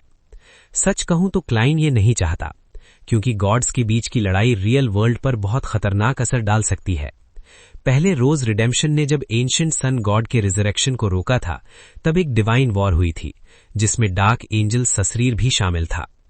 उस लड़ाई ने पूरे ईस्टर्न कॉन्टिनेंट को तबाह कर दिया था। 99% से ज्यादा जिंदा प्राणी मर गए थे और जमीन बिल्कुल अबिस जैसी हो गई थी। 4 एम्परर्स की वॉर और येलो डिजास्टर ने नॉर्दर्न कॉन्टिनेंट को लगभग मिटा दिया था। पहाड़ झील बन गए, घाटियां चूटियां बन गईं, नदियां रास्ता बदलने लगीं, जमीन धंसने लगी और समुद्र पागल हो गया। एवरनाइट गॉडेस और गॉड ऑफ वॉर की लड़ाई स्पिरिट वर्ल्ड में हुई थी। एवरनाइट के डिवाइन किंगडम के अंदर और काफी छोटी थी, इसलिए रियल वर्ल्ड पर कम असर पड़ा। लेकिन उससे पहले जो 1 साल से ज्यादा चला वर्ल्ड वॉर था, उसने अनेक लोगों का खून और आंसू बहा दिए। अगर पॉसिबल होता तो क्लाइन सेफेरा कासल छोड़कर सीक्वेंस 1 या सीक्वेंस 2 एंजल बनकर ही रह जाता। तब सब कुछ शांति तरीके से हो जाता। लेकिन रास्ते में बहुत से लोगों और एग्जिस्टेंसेस ने उस पर दया, मदद और भरोसा दिया था। अगर अब वो पीछे हट गया तो वो सबको खतरे में डाल देता। ये दया नहीं, सिर्फ सेल्फिशनेस होती। हिस्ट्री में कौन सा सक्सेसफुल इंसान है जो बहुतों के फेट का बोझ ना उठाता हो? अगर वो पीछे हट गया तो tarot club, city of silver और मून के फूल बिलीवर्स, अजिक एगर्स, रेनेट टिनेकर सब उसकी जगह टारगेट बन जाएंगे। क्लाइन के दिमाग में कई चेहरे एक के बाद एक उभर आए। आखिरकार उसमें एक गहरी सांस ली। अगर अमोन पर भरोसा नहीं किया जा सकता तो क्लाइन पर भी नहीं किया जा सकता। लेकिन डिसेप्शन का ये गॉड हमेशा केयरलेस रहा है। उसके बिलीवर्स भी वैसे ही हैं। अगर क्लाइन अपनी सेफ्टी के लिए पीछे हट गया तो जिन लोगों और गॉड्स के बारे में उसने सोचा था, उन्हें उसके एनिमीज पकड़ सकते हैं या उनकी राइट आई पर मॉनिकल लगा सकते हैं। विल, ऑसेप्टिन और फूल के बिलीवर्स सबसे ज्यादा डेंजर में होंगे। गॉड्स की पावर पर भरोसा करो, लेकिन उनकी मर्सी पर नहीं। ये क्लाइन का डिसीजन था। एवरनाइट गॉडेस से मिलते वक्त उसने Lord of the storms and company का एग्जाम्पल दिया था। वो उसे दिखा रही थी कि इतनी मदद के बाद भी वो उसे डिसअपॉइंट नहीं करेगा। वही एग्जिस्टेंस थी जिसने उस पर सबसे ज्यादा बेट लगाई थी। अगर क्लाइन पीछे हट गया तो एवरनाइट गॉडेस को रिवर ऑफ इटर्नल डार्कनेस पाने के लिए और ज्यादा कीमत चुकानी पड़ती। शायद वो उसे कभी पा भी ना पाती, क्योंकि जब 2 pillars, Lord of the mysteries और ऑलमाइटी गॉड एग्जिस्ट करते तो आउटर डीटीज का खतरा सबसे कम हो जाता। एक्स्ट्रा ग्रेट ओल्ड वंस को आने की जरूरत ही नहीं होती। बाद में मैं सेफेरा कासल को यूज करके हॉर्नेसास माउंटेन रेंज की मेन पीक को स्पिरिट वर्ल्ड से कनेक्ट कर दूंगा। इससे डिवाइन वॉर का रियल वर्ल्ड पर होने वाला नुकसान मैक्सिमम लिमिट तक रोका जा सकता है और जो गॉड्स क्रैक को गार्ड कर रहे हैं वो अपनी पूरी पावर दिखा पाएंगे। आखिरकार मेरे ज्यादातर सपोर्टर्स ऑर्थोडॉक्स गॉड्स हैं। क्लाइन का दिमाग तेज चल रहा था और उसे एक सोल्यूशन मिल गया। फिर उसने उंगली चटकाई और सेफेरा कासल को यूज करके एक अवतार बनाया जो उसके पास आकर खड़ा हो गया। चैप्टर 1373 फेसिंग क्लाइन के बनाए हुए अवतार का सामना करना उसकी करंट सिचुएशन का एक स्केच था, ना कि ड्वेन डांस, शर्लॉक मोराडी या मर्लिन हर्मीज का, ताकि उसकी सेल्फ अवेयरनेस में कोई भी इंटरप्शन ना आए। एडम के लाए हुए पर्टर्बेशन का एक्सपीरियंस करने के बाद वो ऐसे एस्पेक्ट्स में ज्यादा कॉशियस हो गया था। अपने अवतार को देखते हुए क्लाइन के थॉट्स ने उसका फेस ब्लैंक कर दिया। अवतार ने अपना राइट हैंड एक्सटेंड किया और सेफरा कैसल की पावर को मेन पार्ट पे कैप्चर करने की कोशिश की। बार बार ये 10 से ज्यादा अटेम्प्ट्स फेल हुए। फाइनली ये मेन पार्ट से डीप लाइट का एक टुकड़ा निकालने में सक्सेसफुल हुआ। फाइनली क्लाइन ने एक साई लिया और रियल बैटल के दौरान ये अटेम्प्ट परफॉर्म करने का आइडिया छोड़ दिया। बिल्कुल भी रेजिस्टेंस ना होने के बावजूद अपना बॉडी और माइंड रिलैक्स रखते हुए उसका अवतार फिर भी काफी टाइम स्पेंड कर रहा था फेल होने में, यूजिंग सेफरा कैसल के लेवल और पावर। रियल फाइट में इसका वैल्यू इमेजिन करना इजी था। जैसे जैसे और ज्यादा फीचर्स उसके बॉडी से निकल रहे थे, क्लाइन को रिलीफ फील हुआ। ऐसा लगा जैसे लॉन्ग वॉक के बाद फाइनली एक हैवी बर्डन उसने शेड कर दिया हो। ऑफ कोर्स उसकी मेंटल स्टेट में थोड़ी फ्लक्चुएशन थी। जेरेटल के लॉन्ग स्टैंडिंग मेंटल इम्प्रिंट को लूज करने के बाद डिवाइन वर्दी कॉन्शियसनेस की अवेकनिंग उसके माइंड पे अटैक करने लगी। ये क्लाइंट के एक्सपेक्टेशंस के अकॉर्डिंग था, इसलिए वो बिल्कुल पैनिक नहीं हुआ। अपनी लॉन्ग स्टेबल सेल्फ अवेयरनेस के साथ, स्ट्रॉन्ग विल पावर और सफिशिएंट एंकर के साथ उसने धीरे धीरे डिवाइन वर्दी विल के करप्शन का रेजिस्टेंस किया और एक नया बैलेंस फाइंड किया। उसी time servant of beyond secret, जो क्लाइंट ने पूरी तरह डाइजेस्ट नहीं किया था, उसके अवतार के बॉडी में एंटर हो गया। उसका ब्लैंक फेस सडनली ट्विस्ट हुआ, ब्लैक डल आईज और एक वेग लॉन्ग व्हाइट बियर्ड ग्रो होने लगी। इस टाइम वो काफी हद तक जेराटल जैसा दिख रहा था, लेकिन ये बियॉन्ड सीक्रेट के सर्वेंट द्वारा लाया गया मैडनेस हैंडल नहीं कर पा रहा था। उसका बॉडी रैपिडली कोलैप्स करने लगा क्योंकि ट्रांसपेरेंट डिस्टॉर्टेड इंसेक्ट्स क्रॉल करके बाहर निकल गए और स्लिपरी हॉरिफिक वेब्स स्प्रेड होने लगे। इससे कंट्रोल लॉस्ट होने लगा। क्लाइंट बेकार नहीं बैठा। बिना किसी हेजिटेशन के उसने अपनी फिंगर ट्विस्ट की, जिससे अवतार उसकी पपेट में ट्रांसफॉर्म हो गया। इससे कंट्रोल लॉस का प्रोसेस स्टॉप हो गया। इस वक्त उसने ऑलरेडी सारी प्रिपरेशन कर ली थी। उसका मेन बॉडी ने मेडिसिन को फुल्ली डाइजेस्ट कर लिया था, जिससे वो फूल के यूनिकनेस को एडजस्ट करने के पोजीशन में आ गया। उसके पास एक सीक्वेंस 1 मैरियोनेट भी था। उसके बाद क्लाइंट अपनी चेयर पे वापस लीन हुआ और देखने के लिए कि क्या करने वाला है, उसने अपने माइंड में रिपीट किया, कोई भी फेटल फ्लॉज नहीं। गॉड्स की फाइट के लिए मैं यही बेस्ट कर सकता हूं। इसके बाद ही अपना बेस्ट परफॉर्मेंस दे सकता हूं। क्या मैं गॉडेस की हेल्प और इटर्नल डार्कनेस के रिवर के कॉम्प्लीमेंट्री वाटर के वजह से पहले स्टेज के लिए ज्यादा ऑप्टिमिस्टिक हो रहा हूं? इसलिए मुझे ये वरी नहीं है कि एंटैगनिस्ट फैमिली के एंसेस्टर्स कोई एक्सीडेंट कॉज करेंगे। एक राउंड ऑफ चेक के बाद क्लाइंट को लगा कि वो अभी भी सफिशिएंट विजिलेंट नहीं है। इस केस में थोड़ा एरोगेंस और केयरलेसनेस था। थोड़ी देर बाद उसने सोचा और एक और अवतार क्रिएट किया जिसका फेस अभी भी ब्लैंक था। ये कंप्लीट करने के बाद क्लाइंट स्टैंड हुआ, हिस्ट्री के फॉग से क्रॉलिंग हंगर को बाहर निकाला और उसे अपने लेफ्ट हैंड पे वेयर किया। ये किसी भी पोटेंशियल स्मॉल फाइट के लिए प्रेपरेशन था। ऐसे सीन में ये ब्लिंक क्राफ्टिंग से फास्टर और कन्वीनियंट था।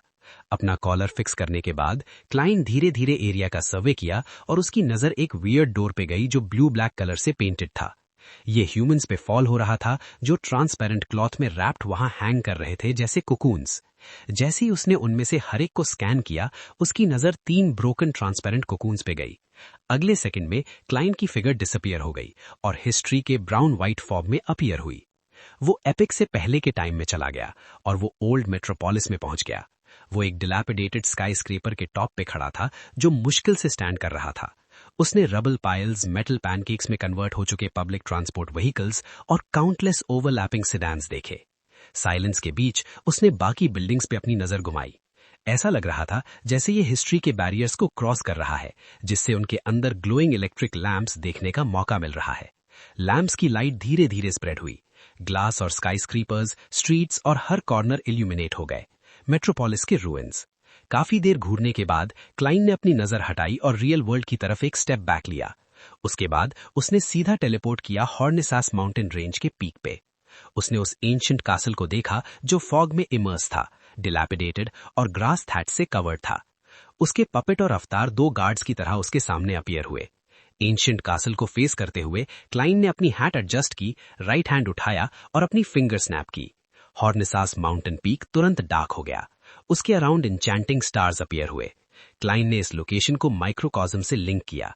बिना किसी हेजिटेशन के वो अपने पपेट और अवतार को लीड करते हुए एंशिएंट कासल के मेन गेट तक पहुंचा। वो पपेट जो ऑलमोस्ट उसके जैसा दिखता था, एक स्टेप आगे था। वो नीचे झुका, अपने हैंड स्प्रेड किए और स्लोली हैवी स्टोन डोर को पुश करके ओपन किया। डोर स्लोली ओपन हुआ और इंटीरियर व्यू सामने आ गया। और ये लास्ट टाइम से डिफरेंट था जब क्लाइंट ने ट्रोनोस्ट ब्रास बुक भेजी थी। अंदर डार्कनेस थी जिससे किसी के लिए भी हॉल में हैंगिंग काउंटलेस कॉप्सेस देखना इम्पॉसिबल हो गया था। ना ही वो ट्रांसपेरेंट इंसेक्ट्स के ग्रुप को देख पाया जो जायंट स्टोन चेयर पे बैठे थे। गेस करने की जरूरत नहीं थी। क्लाइंट ने सेरेफ किंग लेवल की सीयर इंट्यूशन यूज करके ये कंफर्म किया कि ये इटर्नल डार्कनेस के रिवर को यूज करके एवरनाइट गॉडेस द्वारा एंटैगनिस्ट फैमिली के एंसेस्टर्स को इटर्नल स्लीप स्टेट में एंटर करने के लिए चेंज हुआ था। पपेट और अवतार के एंटर करने के बाद वो धीरे धीरे डोर के थ्रू पास हुआ और कासल में एंटर हुआ। डार्कनेस फ्लो हुआ और ट्रांसफॉर्म हुआ। जैसे जैसे फिगर्स आगे बढ़ रहे थे, अराउंड काफी बिल्डिंग्स और स्ट्रीट्स अपीयर हुए। उनकी वॉइस स्प्रेड हुई, एनवायरनमेंट लाइवली और नॉइजी हो गया। लोग क्लाइंट और उसके पपेट अवतार को इग्नोर कर रहे थे क्योंकि वो एक दूसरे के साथ इंटरैक्ट करते हुए अपने डेस्टिनेशन की तरफ जा रहे थे। उनका और बिल्डिंग्स का कलर डार्क था, ऑलमोस्ट ब्लैक एंड व्हाइट के क्लोज। ये ओल्ड फोटोज की तरह थे जो हिस्ट्री के डेप्थ से आए थे और सडनली लाइवली हो गए। इसने क्लाइन को black and white holographic estimates, historical null scenes और रियल सीन्स के बारे में सोचने पे मजबूर किया, जैसे ड्रीम्स। वो इस सिटी में घूमा और हाई स्ट्रीट्स पे चला, और जितनी हाइट पे गए बिल्डिंग्स उतनी ही मैग्निफिसेंट हो गईं। ह्यूज स्टोन पिलर्स एग्जैजरेटेड डोम को सपोर्ट कर रहे थे। इस ब्लैक एंड व्हाइट फोटो में लिविंग पीपल जनरली टॉल थे। वो सीख रहे थे, काम कर रहे थे और रेस्ट कर रहे थे। यहाँ के सीन्स कॉन्टिन्यूसली चेंज हो रहे थे, including birth of babies, baby development, teenage ignorance, adult worries, middle aged stress and grief and ageing. Of course ये सब इंटरकनेक्टेड थे। कभी कभी सिर्फ एक पार्ट मेन सब्जेक्ट बन जाता था। जैसे ही क्लाइंट डीप में गया, उसने सिटी के रेजिडेंट्स को डाई होते देखा। उनके लव्ड वंस ज्यादा सैड नहीं थे। वो कॉप्सेस को वापस घर ले आए, पिलोज के सपोर्ट पे बेड पे लिटा दिया, जैसे कॉप्सेस अभी भी अलाइव हों। जब क्लाइंट सिटी लिमिट्स लीव करने वाला था, डेड उठे, अपनी फैमिली को छोड़ दिया और घर से बाहर निकलकर स्ट्रीट के हाईएस्ट पॉइंट की तरफ गए। वहां भी एक सिटी था। ऐसा लग रहा था कि ये डेड का सिटी है, अल्टीमेटली लाइफ का शेल्टर, इटर्नल रेस्ट का डोमेन। ये प्लेस नॉर्मल ह्यूमंस के रहने की जगह के काफी क्लूज था। नॉर्दर्न पार्ट माउंटेन से पीक तक डिस्ट्रीब्यूटेड था, जबकि ईस्टर्न पीक पर था। दूसरे लोग इस सिचुएशन से सरप्राइज्ड हो सकते हैं, लेकिन क्लाइन इमीडिएटली समझ गए कि ये सीन क्या मीन करता है। ये इसलिए क्योंकि उसने डायरेक्टली डेड पे स्पिरिट बॉडी थ्रेड्स देखे थे। जैसे ही वो डाई होने वाले थे, उनके स्पिरिट बॉडी थ्रेड्स पीक की तरफ फ्लोट कर रहे थे, एक अननोन एंटिटी के कंट्रोल में। इसका मतलब ये भी था कि वो पपेट्स बन गए थे। इसलिए डेड कुछ टाइम के लिए मरने के बाद अपनी फैमिली को छोड़कर पीक पे जा सकते थे, और ये परफेक्टली अलाइन करता था हॉर्नेसास मेन पीक्स के रिमेन्स के रिसर्च के डिस्क्रिप्शन के साथ। एवरनाइट नेशन एवरनाइट पाथ से स्काई मदर का था, लेकिन पीक पे एंटागनिस्ट फैमिली के एंसेस्टर्स द्वारा यूज किया गया एक सिटी था। इसलिए एवरनाइट के रेजिडेंट्स एवरनाइट को रिस्पेक्ट और फियर करते थे। वो स्काई मदर में बिलीव करते थे। साथ ही वो ये भी मानते थे कि डेथ एंड नहीं है। उनका बिलीफ था कि उनके डेड लव्ड वंस उन्हें रात भर ब्लेस करेंगे। ट्रूली डेथ एंड नहीं था। डेड सिटी पीक के उनके बिल्कुल पास था। वो सिर्फ वॉक करके वहां पहुंच सकते थे और डेड पपेट्स के रूप में अपनी लाइफ कंटिन्यू करते रहेंगे। नॉर्मल ह्यूमंस की नजर में ये स्टिल लिविंग होने के सेम था। लिविंग और डेड सिटी के बीच इतना डिस्टेंस था कि वो नेबर्स जैसे थे। ये भी क्लियर हुआ कि एवरनाइट नेशन में ग्रेव्स क्यों नहीं थे, क्योंकि डेड को बरी करने की जरूरत नहीं थी। वो पपेट्स बन गए थे और पीक की तरफ वॉक करते रहे। उस टाइम से ये एवरनाइट का नेशन होना चाहिए। क्लाइन ने थोड़ा सिर हिलाया और डार्क एनवायरनमेंट में पीक की तरफ आगे बढ़ा। जो उसकी आंखों में आया वो एक्चुअली नॉर्मल लुकिंग सिटी था, लेकिन यहाँ हर कोई पपेट था। अलग अलग क्लोथ्स पहने और अलग दिखने वाले पपेट्स के बीच से गुजरने के बाद क्लाइन उस मैग्निफिसेंट कासल में एंटर हुआ, जो एक गॉड को ऑनर कर रहा था जैसे लग रहा था। कासल के डेप्थ में एक फिगर अपनी एल्बो आर्म रेस्ट पे रेस्ट किया हुआ था। उसका हेड कासल पे बैक की तरफ टिल्टेड था। उसका फेस काफी यंग था, लेकिन उसके लॉन्ग हेयर हाफ वाइट थे, हाफ हिडन और बाकी रिवील हुआ। उसकी अपीयरेंस एक ह्यूमन जैसी थी और उसकी आईज जेनेटल से भी डीपर थी, और उनमें एक इनडिस्क्राइबेबल फीलिंग एम्बेडेड थी लाइफ के अप्स एंड डाउन्स की। उसके फेस के फीचर्स काफी फाइन थे, लेकिन उसके चीक्स पे डेंस ब्लैक हेयर का टफ था, जो वुल्फ फर जैसा लग रहा था। ये ओल्ड एज और यूथ, रैशनैलिटी और मैडनेस दोनों का फीलिंग दे रहा था। ये एंटागनिस्ट फैमिली का एंसेस्टर था। इस बार वो किसी मिथिकल क्रीचर के रूप में नहीं, बल्कि अपने ओरिजिनल फॉर्म में जायंट स्टोन चेयर पे बैठा था। उस वक्त उसकी आईज टाइटली क्लोज थी, जैसे वो डीप स्लीप में हो, और हॉल के अंदर प्लेन क्लोथ्स पहने कॉप्सेस हैंगिंग थे, जैसे फैंसी ड्रेप्स। वो इन्वर्टेड फॉरेस्ट जैसा स्लोली स्वे कर रहे थे हवा में। इटर्नल स्लीप स्टेट में एंटर करने के बाद एंटागनिस्ट फैमिली का एंसेस्टर फाइनली अपने आप को कंट्रोल लॉस और मैडनेस स्टेट से टेम्परेरीली फ्री करने में सक्सेसफुल हुआ और प्रीवियस स्टेट में रिटर्न हुआ। क्लाइन हॉल के बीच में खड़ा था और साइज लेते हुए अपने टारगेट को देख रहा था। जो एवरनाइट नेशन और डेड सिटी का सीन उसने पहले देखा था, वो एंटागनिस्ट का ड्रीम था, एक ड्रीम जो 1000 ईयर्स से ज्यादा टाइम तक चल रहा था। चैप्टर 1374 फेट का ट्रोजन हॉर्स। जब क्लाइन ने उस जाइंट स्टोन चेयर पर बैठे हुए हाफ फूल एंटिगोनस को देखा, तो उसके दिमाग में पहले के सीन्स और एवरनाइट नेशन के रिलेटेड विजुअल्स एक साथ फ्लैश होने लगे। इससे उसके अंदर कुछ नए ख्यालात पैदा हुए। उसे एंटिगोनस के बारे में ज्यादा जानकारी नहीं थी। असल में हॉर्नेसास फ्लैग्रिया के डिलेरियम के चलते एंटिगोनस लगभग कंट्रोल खो चुका था। इसलिए क्लाइन को उस वक्त ज्यादा सिंपैथी महसूस नहीं हुई, बस थोड़ी सी। वो पुरानी यादें बिना शक उसके बीते हुए जिंदगी की सबसे अच्छी यादों में से एक थीं। चाहे एंटीगोनस एक एक्स्ट्रॉर्डिनरी बीइंग के रूप में पैदा हुआ था, फिर भी उसे अपने छोटे, शांत और आइसोलेटेड नेशन से गहरा लगाव था। क्लाइन ने धीरे से सांस छोड़ी और उस घनी काली तेज दाढ़ी वाले आदमी से नजर हटाकर पास वाली एक और जायंट स्टोन चेयर की तरफ देखा। वहां एक पतली पीली ब्रास से बनी हुई किताब चुपचाप रखी थी। उस पर रूल्स की 3 मर्क्यूरी कलर्ड लाइंस बनी हुई थीं। 002 ट्रांसवेस्ट ब्रास बुक। ये सील्ड आर्टिफैक्ट ग्राफ्टिंग जैसी पावर्स का यूज करके अपना सील कंप्लीट करता है। हाँ, लगता है ये एक स्टेप और आगे बढ़ चुका है। अब सिर्फ बिगिनिंग डायरेक्टली एंड से कनेक्टेड नहीं होती, बल्कि ट्रांसवेस्ट ब्रास बुक की इंटेलिजेंस को भी फूल बना दिया गया है, ताकि वो बीच के स्टेप्स को इग्नोर करे और चीजों को बदलने की कोशिश ना करे। अब ये बस एक्शंस को रिपीट करता रहता है। क्लाइन ने 002 को देखते हुए धीरे से बोला। इससे उसे फूल की एबिलिटीज के बारे में कुछ नए अंदाजे मिले। बिना ज्यादा सोचे क्लाइन ने स्टार्टिंग पॉइंट सेट करने के लिए अटेंडेंट ऑफ मिस्ट्रीज मैरियोनेट को समन किया और एंड पॉइंट तक चलकर जायंट स्टोन चेयर से ट्रांसवेस्ट ब्रास बुक उठा ली। एक तरफ ये पॉसिबल इंटरफेरेंस को एलिमिनेट करने के लिए था और दूसरी तरफ वो एंटीगोनस की करंट कंडीशन टेस्ट करना चाहता था। जब उसने देखा कि हाफ फूल अभी भी गहरी नींद में है और अपनी इटर्नल स्लीप से निकल नहीं पा रहा, तो क्लाइन ने चैन की सांस ली। उसने अपनी मैरियोनेट को ट्रांसवेस्ट ब्रास बुक पकड़ने को कहा और खुद कैसल के एंट्रेंस पर वेट करने लगा। उसने अपना अवतार को 0 ग्रेड सील्ड आर्टिफैक्ट के पास क्यों नहीं भेजा?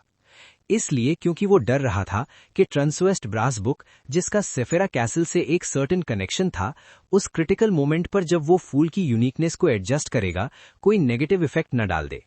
सील्ड आर्टिफैक्ट्स के नेगेटिव इफेक्ट से बचना बहुत जरूरी था, वरना सिचुएशन सीधा डिजास्टर की तरफ जा सकती थी। मैरियोनेट्स अवतार से ज्यादा सेफ होते हैं। इसी वजह से client staff of the stars भी साथ नहीं लाया। वो अपने पास टाइम बॉम्ब नहीं रखना चाहता था। नॉर्मली वो अपने लेवल, स्टेटस और पावर्स के भरोसे स्टाफ ऑफ द स्टार्स को सप्रेस कर सकता था, लेकिन फूल की यूनिकनेस एडजस्ट करते वक्त वो बहुत वीक होगा। उस वक्त वो अपने आसपास किसी भी चीज को इंटरफेयर करने नहीं दे सकता था। एक छोटी सी गलती भी उसे तुरंत कंट्रोल लॉस तक ले जा सकती थी। अगर सेफेरा कैसल सील हो जाता और वो अपनी पावर्स यूज नहीं कर पाता, तो उसके पास सिर्फ एक ही ऑप्शन बचता, एक ऐसा सील्ड आर्टिफैक्ट जो टेलीपोर्टेशन पावर देता हो। इसलिए उसने क्रीपिंग हंगर को चूज किया। उस पल क्लाइन ने महसूस किया कि जब वो किंग ऑफ एंजल्स के सामने खड़ा था, उसके लेफ्ट हैंड का ग्लव हल्का सा कांप रहा था, वही ग्लव जो यूनिकनेस को कंट्रोल करता था। उसने राइट हैंड से क्रीपिंग हंगर को थपथपाया और मजाक में बोला, फिक्र मत करो, तुम बस हिस्टोरिकल वॉइड का एक प्रोजेक्शन हो। इस तरीके से अपनी नर्वसनेस को शांत करते हुए क्लाइन ने एरिया स्कैन किया और कंफर्म किया कि अब और कुछ करने की जरूरत नहीं है। फिर उसने अपना हाथ चेस्ट पर रखा और एंटीगोनस को गहरा बाव किया। जब उसने सीधा खड़े होकर सर उठाया, तो उसके फोरहेड पर एक कॉम्प्लेक्स, मिस्टीरियस और अट्रैक्टिव मार्क चमक उठा। वो मार्क एक अजीबोगरीब लाइट डोर जैसा था, जो ब्लू ब्लैक कलर से कंटैमिनेटेड लग रहा था। उसमें से हल्की ग्रे व्हाइट फॉग निकल रही थी। अगले ही सेकंड क्लाइन ने अपना राइट हैंड आगे बढ़ाया। डिस्टेंस न ज्यादा दूर था न ज्यादा पास। उसने अपनी उंगलियों में एंटीगोनस के बॉडी को पकड़ लिया। उंगलियां तुरंत बंद हो गईं और एक ट्विस्ट के साथ उसने थेफ्ट एग्जीक्यूट कर दिया, पर उसे कुछ नहीं मिला। ये अटेम्प्ट फेल हो गया। क्लाइन उदास नहीं हुआ। उसने फिर से एंटीगोनस की आइडेंटिटी, फेट और सेल्फ अवेयरनेस चुराने की कोशिश शुरू कर दी। चाहे वो ऑलरेडी किंग ऑफ एंजल्स था, लेकिन उसकी स्टीलिंग पावर सेफेरा कैसल से आती थी। फिलहाल वो सिर्फ सीक्वेंस 1 पर था, जबकि एंटीगोनस को lord of mysteries, king of angels ने करप्ट किया था, जो यूनिकनेस एडजस्ट कर चुका था। दोनों के बीच अभी भी क्लियर गैप था।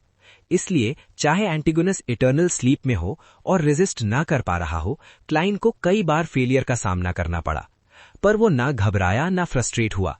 ये सब उसकी एक्सपेक्टेशंस में था। जब तक थेफ्ट कंप्लीट नहीं होती, एवरनाइट गॉडेस कंसीलमेंट रिमूव नहीं करेगी और यहाँ का फेट रियल वर्ल्ड के साथ इंटरैक्ट नहीं करेगा। इसका मतलब कोई एक्सटर्नल इंटरफेरेंस भी नहीं होगा। क्लाइन के पास काफी टाइम और एक स्टेबल एनवायरनमेंट था। अनगिनत फेलियर्स के बाद अचानक क्लाइन के दिमाग में एक स्पार्क आया। उसने एक प्रोफेसी की। फिर से उसने अपना राइट हैंड आगे बढ़ाया, उंगलियां बंद की और धीरे से घुमाया। अचानक उसने महसूस किया कि कोई इनविजिबल चीज एंटीगोनस के बॉडी से निकलकर उसकी तरफ बह रही है। उसी समय उसके सामने लाइट की एक अनकही सी नदी दिखाई दी, जिसमें अनगिनत ब्रांचेस थीं। ये रिवर ऑफ फेट थी। मेन रिवर आगे बढ़ रही थी और एक के बाद एक ट्रिब्यूटरीज को अपने अंदर समेट रही थी। इसमें कई तरह की इमेजेस भी थीं, जैसे एक स्लोली घूमता हुआ ब्रोकन व्हील या एक जायंट स्नेक जिसका हेड और टेल एक साथ जुड़े हुए थे। उस पल जब फेट शिफ्ट हुआ, क्लाइन ने रिवर ऑफ लाइट को देखा। अगले ही सेकंड उसके दिमाग में टूटी फूटी तस्वीरें फ्लैश होने लगीं। एक 8 पैर वाला मॉन्स्ट्रस वुल्फ जो अभी अभी पैदा हुआ था, पहाड़ों पर फैला हुआ था। उसके घने काले बालों के बीच ट्रांसपेरेंट और ट्विस्टेड कीड़े रेंग रहे थे।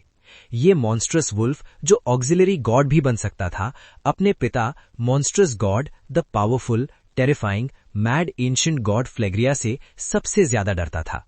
फ्लेग्रिया ने इंस्टिंक्टिव मीटिंग से कई बच्चे पैदा किए थे, जिनमें से कई उनकी कैरेक्टरिस्टिक्स के परे थे, अनकंट्रोलेबल थे और जिनकी एडवांसमेंट की कोई गारंटी नहीं थी। इसलिए वो पागल, क्रूअल, ब्लड थर्स्टी और डिस्ट्रक्शन से भरा हुआ था। उसने अपने कई डिसेंडेंट्स को खुद मार दिया था। ये मॉन्स्ट्रस वुल्फ, जो मिरेकल्स कर सकता था और हर तरह की विशेस पूरी कर सकता था, अपने शिकार का पीछा करता, उन्हें काटता और मारता और इससे प्योर प्लेजर का मजा लेता। उसे अपने पिता के ऑक्सिलरी गॉड्स का भी क्लियर इंप्रेशन याद था। उसे याद था कि वो गॉड ऑफ विशेस कार्टर से नफरत करता था, चाहे वो भी गॉड ऑफ विशेस हो। उसे गॉड ऑफ डेथ पसंद नहीं था, वो उसे उदास और सड़ी हुई ऑरा वाला लगता था। जबकि गॉडेस ऑफ मिसफॉर्चून अमानेसिस एक ऐसी मॉन्स्ट्रस वुल्फ थी जो इंसान और वुल्फ दोनों के ब्यूटी स्टैंडर्ड्स पर खरी उतरती थी। उसका नेचर जेंटल था और वो लोगों के दिल को शांत करना जानती थी, लेकिन वो शायद ही कभी दिखाई देती थी, हमेशा एक शैडो की तरह छुपी रहती थी। मॉन्स्ट्रस वुल्फ को याद था कि उसके कुछ बड़े भाई बहन अमानेसिस के खिलाफ थे और उसकी पोजीशन छीनना चाहते थे। उसने अपने पिता फ्लेग्रिया की मौत देखी। उसने देखा कैसे एंशिएंट गॉड का खून गॉडेस ऑफ मिसफॉर्चून अमानेसिस के पूरे शरीर पर बिखर गया और केओस में यूनिकनेस और सीक्वेंस उसके हाथ में आ गए। वो और उसकी एक बहन वुल्फ किंगडम से भाग निकले और हर जगह छुपते फिरे। पिता की प्रोटेक्शन के बिना उन्हें समझ में आ गया कि उनकी पहले वाली केयरफ्री लाइफ नॉर्मल नहीं थी। दर्द और खतरा हर जगह था। आखिरकार वो समुद्र पार करके नॉर्थ कॉन्टिनेंट आ गए। उन्होंने हॉर्नेसास माउंटेन रेंज के वीरान इलाके में एक सीक्रेट किंगडम बनाया। उन्होंने खुद को एक्सपोज करने की हिम्मत नहीं की, बस बिलीवर्स जमा किए और पॉपुलेशन बढ़ाई। उन्होंने सिटी ऑफ द डेड बनाया, जो लिविंग नेशन के साथ कोएग्जिस्ट करता था, और डेड को एडवांसमेंट रिचुअल्स के लिए बिलीवर्स बना दिया। ये टाइम टेंशन से भरा था, पर मॉन्स्ट्रस वुल्फ के लिए ये उसकी जिंदगी का सबसे अच्छा दौर था। जब उसने देखा कि उसकी बहन के पास और ज्यादा बिलीवर्स हो रहे हैं और उसका सी सिटी परफेक्ट होता जा रहा है, तो उसे लगा जैसे उसने दुनिया के सब दुख भूलकर अपनी जिंदगी का पहला पीसफुल फेस पा लिया है। बिलीवर्स के इन्फ्लुएंस से दोनों में धीरे धीरे थोड़ी सी ह्यूमैनिटी आने लगी। एपोकलिप्स के बाद आखिरकार वो अटेंडेंट ऑफ मिस्ट्रीज बन गया और इंसान का रूप ले लिया। एंटिगोनस नाम के साथ उसने हॉर्नेसास माउंटेन रेंज छोड़ा और रियल वर्ल्ड में वापस आ गया। उस पल के बाद एंटिगोनस की यादें और नॉलेज धीरे धीरे फ्रैगमेंटेड होने लगी।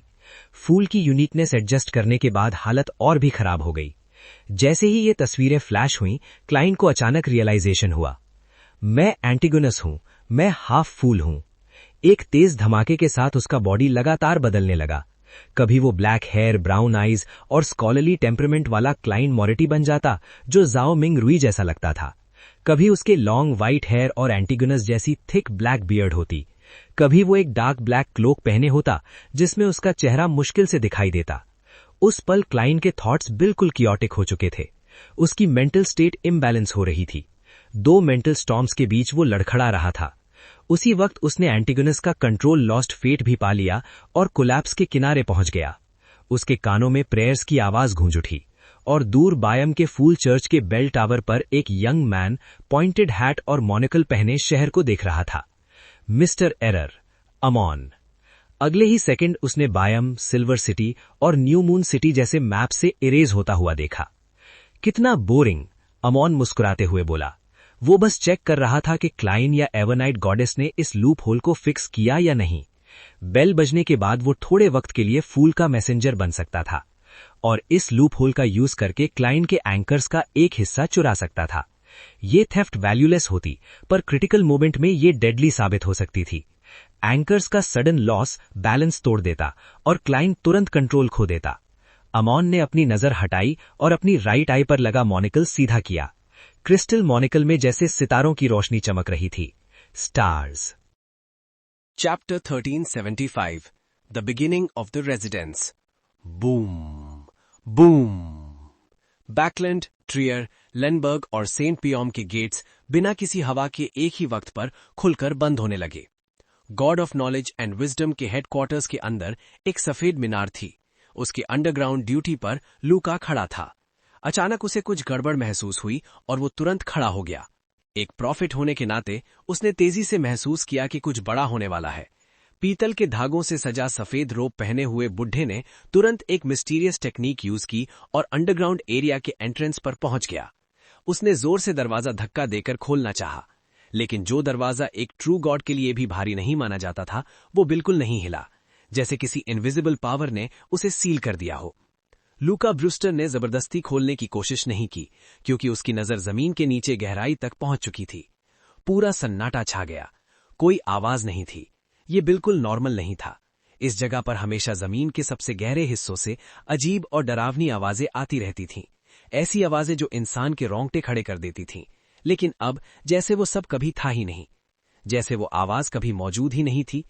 बाकी लोग शायद ना समझे, लेकिन चर्च ऑफ नॉलेज का एक हाई रैंकिंग मेंबर होने के नाते लूका जानता था कि वो आवाज एक बेहद खतरनाक सील्ड आर्टिफैक्ट से आती थी, जिसका एग्जैक्ट डिटेल उसे भी नहीं पता था।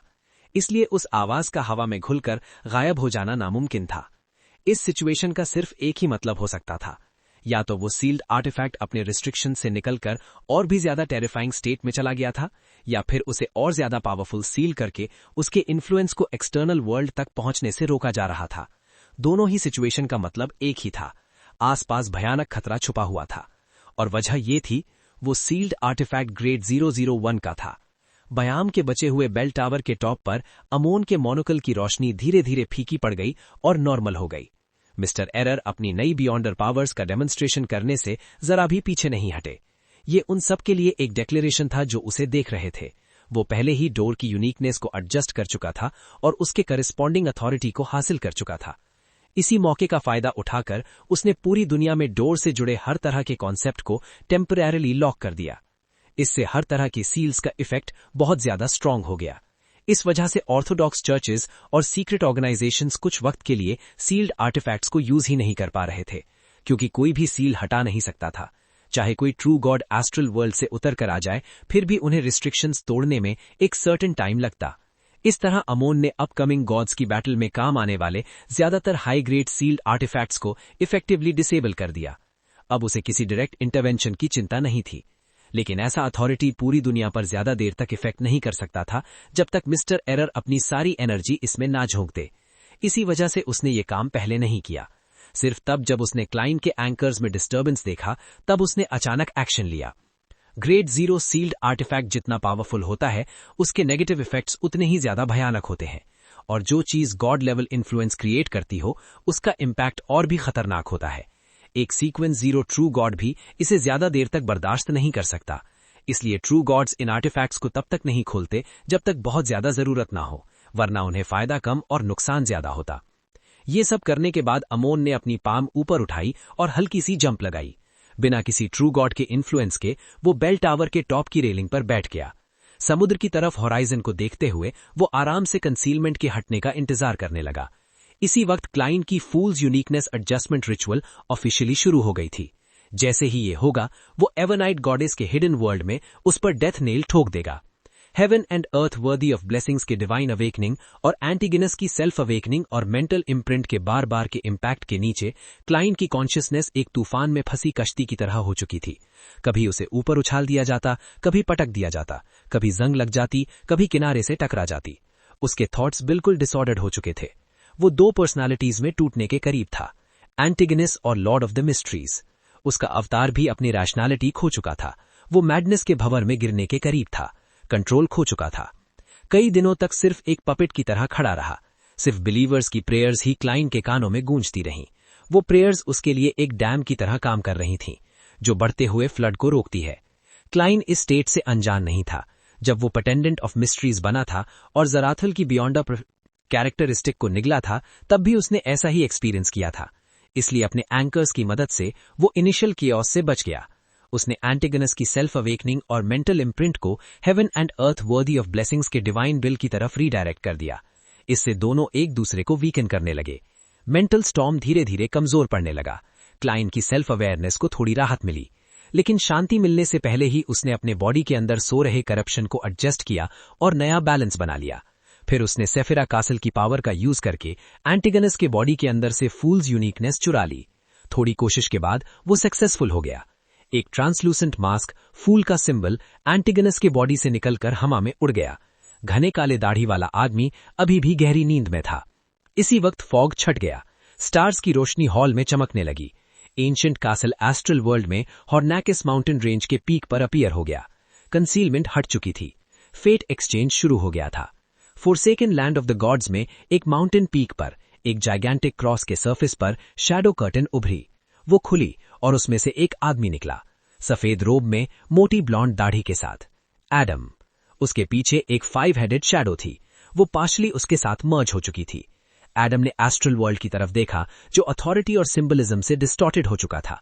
वो शांति से मुस्कुराया और शैडो से कहा, लगता है उन्हें नहीं पता कि इस बार मैंने विजनरी को फाउंडेशन क्यों बनाया। इस रिसर्च के रिजल्ट्स मैंने कभी किसी को नहीं बताए। फिर उसने गहरी और पावरफुल आवाज में कहा, I am one and infinite, the beginning and the end. उसकी आंखें समुद्र जैसे रंगों से भर गईं। उसने अपने चेस्ट पर लटकते सिल्वर क्रॉस पेंडेंट को पकड़ लिया। अचानक उसके सर के ऊपर एक ब्लेजिंग सन उभरा। लेफ्ट साइड पर लाइटनिंग, स्टॉर्म और वेव्स से एक मेजेस्टिक फैंटम बना। राइट साइड पर एक व्हाइट टावर खड़ी थी, जिसमें काउंटलेस ब्रास आईज थीं। अथॉरिटीज और सिंबल्स एक एक करके उसके बॉडी में घुसने लगे। आखिरकार वो शैडो जो उसकी पीठ से चिपकी थी, उसमें पूरी तरह समा गई। मल्टी कलर्ड सी ऊपर उठने लगा। एडम एक जायंट शैडो में एक्सपैंड हो गया, जैसे पूरी दुनिया को उठा सकता हो। वो केओटिक डार्क सी पर चलता हुआ एस्ट्रल वर्ल्ड की तरफ इशारा करता है और कहता है, लेट देयर बी लाइट। एक पल में पूरा एस्ट्रल वर्ल्ड रोशन हो गया। कोई भी सीक्रेट अब छुपा नहीं रहा। अर्थ से जुड़े एस्ट्रल वर्ल्ड के पार्ट्स, पूरा एस्ट्रल वर्ल्ड और वो इनविजिबल बैरियर जो यूनिवर्स से अलग करता था, सब दिख गए। उस पल कई जाइगेंटिक और अनएक्सप्लेनेबल फेसेस उस ब्रोकन बैरियर से चिपककर अंदर के इवेंट्स को चुपचाप देख रहे थे। Chapter 1376, half a great old one. Astral world के अंदर, जो स्पिरिट वर्ल्ड से भी ज्यादा एब्स्ट्रैक्ट था, ऐसा लग रहा था जैसे यूनिवर्स के सारे अथॉरिटीज और सिंबलिज्म इसमें समा गए हों। हर चीज दिख रही थी, लेकिन रोशनी पूरे एरिया में बराबर नहीं फैली हुई थी। वो ज्यादातर कुछ स्पेसिफिक जगहों पर कॉन्सेंट्रेट हो रही थी, एक जगह जमा होकर प्रिज्म जैसे लाइट स्पॉट्स बना रही थी। इस रियल में टोटल 3 जगह थी और हर एक जगह ने एक एक मैग्निफिसेंट डिवाइन किंगडम को सील कर रखा था। एक किंगडम हमेशा के दिन के उजाले में डूबा हुआ था, जहां हर तरफ चमकदार फूल खिले हुए थे। दूसरा किंगडम उन किताबों से बना हुआ था जो कभी खुलती कभी बंद होती रहती थीं। उनके बीच अलग अलग शेप्स घूम रही थीं, जैसे कोई उन्हें पढ़कर मनोरंजन कर रहा हो। तीसरा एक ऐसे आदमी का था जो स्टॉर्म्स में घिरा हुआ था, बिजली, बादल और गरजती थंडर के साथ एक एंडलेस ओशन के ऊपर। अगले ही पल तीनों किंगडम्स में वायलेंट चेंज शुरू हो गया। परपेचुअल डेलाइट वाले किंगडम में सारे फूल ऐसे चमकने लगे जैसे वो छोटे छोटे सन्स बन गए हों। अनगिनत मिनी सन्स एक दूसरे में घुलकर किंगडम के अंदर एक एबनॉर्मल डैजलिंग गोल्डन सन बन गए। उस सन से ऐसी रोशनी निकल रही थी जो पूरी दुनिया, पूरे सोलर सिस्टम को रोशन कर सकती थी। लेकिन फिर भी चाहे वो सन कितनी भी एनर्जी रिलीज करे, वो प्रिज्म जैसे लाइट स्पॉट्स को तोड़ नहीं पा रहा था। एक लेयर टूटती तो उसी स्पीड से नई लेयर बन जाती। एस्ट्रल वर्ल्ड के दूसरे हिस्से में बुक्स से बने मिस्टीरियस कंट्री की सरफेस पर ब्रास लाइट के टुकड़े तेजी से घूम रहे थे और सिंबॉलिक पैटर्न्स बना रहे थे, जैसे कोई बैरियर तोड़ने का वीक पॉइंट ढूंढ रहे हों। इसी प्रोसेस में स्लो लाइट ने एक पैर चार्मिंग आईज बना ली, जो डायरेक्टली वीक पॉइंट्स को देख रही थी। लाइट का एक हिस्सा स्ट्रक्चर के इंपॉर्टेंट पॉइंट्स को बार बार रीशेप कर रहा था। लग रहा था जैसे दोनों साइड्स अपनी अपनी कैलकुलेशन एबिलिटीज में कम्पीट कर रही हों। एंडलेस ओशन, जहां बिजली, हवा और बारिश का राज था, वहां कोई भी साइड जीत नहीं पा रही थी। तब अचानक लाइट का एरिया भड़क उठा। वो मैटर का एक टुकड़ा ले आया और स्पीड की लिमिट तक पहुंच गया, जिससे एक वायलेंट वेव बनी जो एक प्लैनेट को भी तोड़ सकती थी। वेव्स और लाइट फ्रैगमेंट्स लगातार प्रिज्म लाइक बैरियर से टकरा रहे थे। कभी वो रोशनी के छोटे छोटे स्प्लैशेस में टूट जाते, कभी फिर से एक मल्टी कलर्ड ओशन जैसे वेव करते। लग रहा था जैसे वो पूरे एनवायरनमेंट को सॉलिड बना रहा हो। स्टॉर्म वाले लाइट स्पॉट्स धीरे धीरे स्लो होने लगे। एक्सेलरेशन और डिसेलरेशन का साइकिल बार बार रिपीट होता रहा, लेकिन कोई हार नहीं मान रहा था। केओस सी को सोर्स बनाकर एडम ने खुद को और ट्रू क्रिएटर को पिलर्स की तरह यूज किया। उसने 3 यूनिकनेसेस इमेजिन की और उन्हें सिस्टम में एडजस्ट कर दिया। इससे लग रहा था जैसे एडम सीक्वेंस की लिमिट्स को पार कर चुका हो और half a great old one बन गया हो। अब वो eternal blazing sun, lord of storms और god of knowledge and wisdom, 3 sequence 0 true gods को उनके डिवाइन किंगडम्स में फोर्सफुली सप्रेस कर सकता था। उस पल वो अपनी पीक स्टेट में लौट आया था। वो फिर से एंशिएंट सन गॉड बन गया था जो एक के बाद एक एंशिएंट गॉड्स को मार चुका था। उसने अपनी रिवाइवल की फाउंडेशन के लिए विजनरी और हैंग्डमैन के पाथवेज चुने थे। उनमें रीबर्थ का ट्रेड भी था और ये उसकी रिसर्च का रिजल्ट भी था। इस सिस्टम में ऑमनिपोटेंट गॉड बनने की सबसे ज्यादा पॉसिबिलिटी थी। विजनरी या हैंग्डमैन पाथवे के जरिए ट्रू गॉड बनने के बाद और केओस सी पर इनिशियल कंट्रोल पाने के बाद वो बाकी यूनिकनेसेस को वापस ले सकता था और बियॉन्ड द सीक्वेंस को एडवांस कर सकता था। ये एस्ट्रल वर्ल्ड के रूलर तक पहुंचने का सबसे इजी रास्ता था। विजनरी इस केस में हैंग्डमैन से भी ज्यादा स्पेशल था। जब विजनरी ने पहली बार केओस सी पर कंट्रोल लिया और दूसरी यूनिकनेस एडजस्ट की तो वो फेक सिंबलिज्म और अथॉरिटी को इमेजिन कर सकता था और शॉर्ट टाइम के लिए बियॉन्ड द सीक्वेंस पावर पा सकता था। इससे उसे हाफ ग्रेट ओल्ड वन की पावर मिल जाती। थर्ड एपिक के एंड में एंशिएंट सन गॉड का प्लान ये था कि मरने के बाद वो जायंट किंग्स कोर्ट में रिवाइव करेगा जहां ससरीर था। पहले हैंग्डमैन की यूनिकनेस और 3 बियॉन्ड द सीक्वेंस वापस लेगा, सीक्वेंस 0 ट्रू गॉड बनेगा, फिर फर्स्ट ब्लास्फेमी स्लेट के साथ केओस सी पर कंट्रोल लेगा। उस बेस के साथ वो एडम को अपने मेन बॉडी में जागने देगा और एंकर बनाएगा। इस सिस्टम में वो सन, रीडर और सेलर पाथवेज की कैरेक्टरिस्टिक्स को कंट्रोल करके ग्रेट ओल्ड वन के बिल्कुल पास पहुंच सकता था, बिना स्टेबिलिटी लूज किए। उसने बाकी 3 पाथवेज को डायरेक्टली एडजस्ट नहीं किया क्योंकि वो उस एरा में ग्रेट ओल्ड वन का पिलर नहीं बनना चाहता था जो ऑमनिपोटेंट गॉड के रिवाइवल की तरफ ले जाता। उसका प्लान अपोकलिप्स के करीब फाइनल स्टेप्स कंप्लीट करने का था। लेकिन जब एंजल किंग्स ने उसे बिट्रे किया और प्लान फेल हो गया तो उसने डिजास्टर का फायदा उठाकर एडम में रिवाइव होने का फैसला किया। इस वक्त जायंट शैडो बना हुआ एडम केओस सी की सरफेस पर खड़ा था। उसकी आंखों में एस्ट्रल वर्ल्ड रिफ्लेक्ट हो रहा था। उसके गिर्द लाइट की बीम्स गिर रही थी जो पूरी forgotten land of the gods को रोशन कर रही थी। नॉर्थ और साउथ कॉन्टिनेंट्स दोनों में एक साथ नून हो गया। बायम के बचे हुए बेल टावर में अमोन ग्रेलिंग पर बैठा था। उसने अपने दोनों हाथ उठाए और क्रिस्टल मॉनिकल हिलाया। वो जंप लगाकर एस्ट्रल वर्ल्ड में घुस गया। इस प्रोसेस में उसके लेफ्ट हैंड में एक एंशिएंट स्टोन स्लेट दिखाई दी, फर्स्ट ब्लास्फेमी स्लेट। उसने पहले इससे मिस्टर डोर के रिटर्न रिचुअल के गैप को फिल करने के लिए यूज किया था। अब उसने उसे एस्ट्रल वर्ल्ड में फेंक दिया। वो स्लेट फॉग के ओशन में गिरकर एक माउंटेन पर लैंड की। माउंटेन के ऊपर वो स्लेट गिरते ही एक मल्टी कलर्ड सी बन गया। इसी वक्त अमोन ने हॉर्नेसिस माउंटेन रेंज की मेन पीक देखी। वहां एक एंशिएंट और रूइंड कासल था। वो सडनली माउंटेन साइज का हो गया और अपना मुंह खोल दिया जैसे एंटिगोनस के कासल को निगलने वाला हो।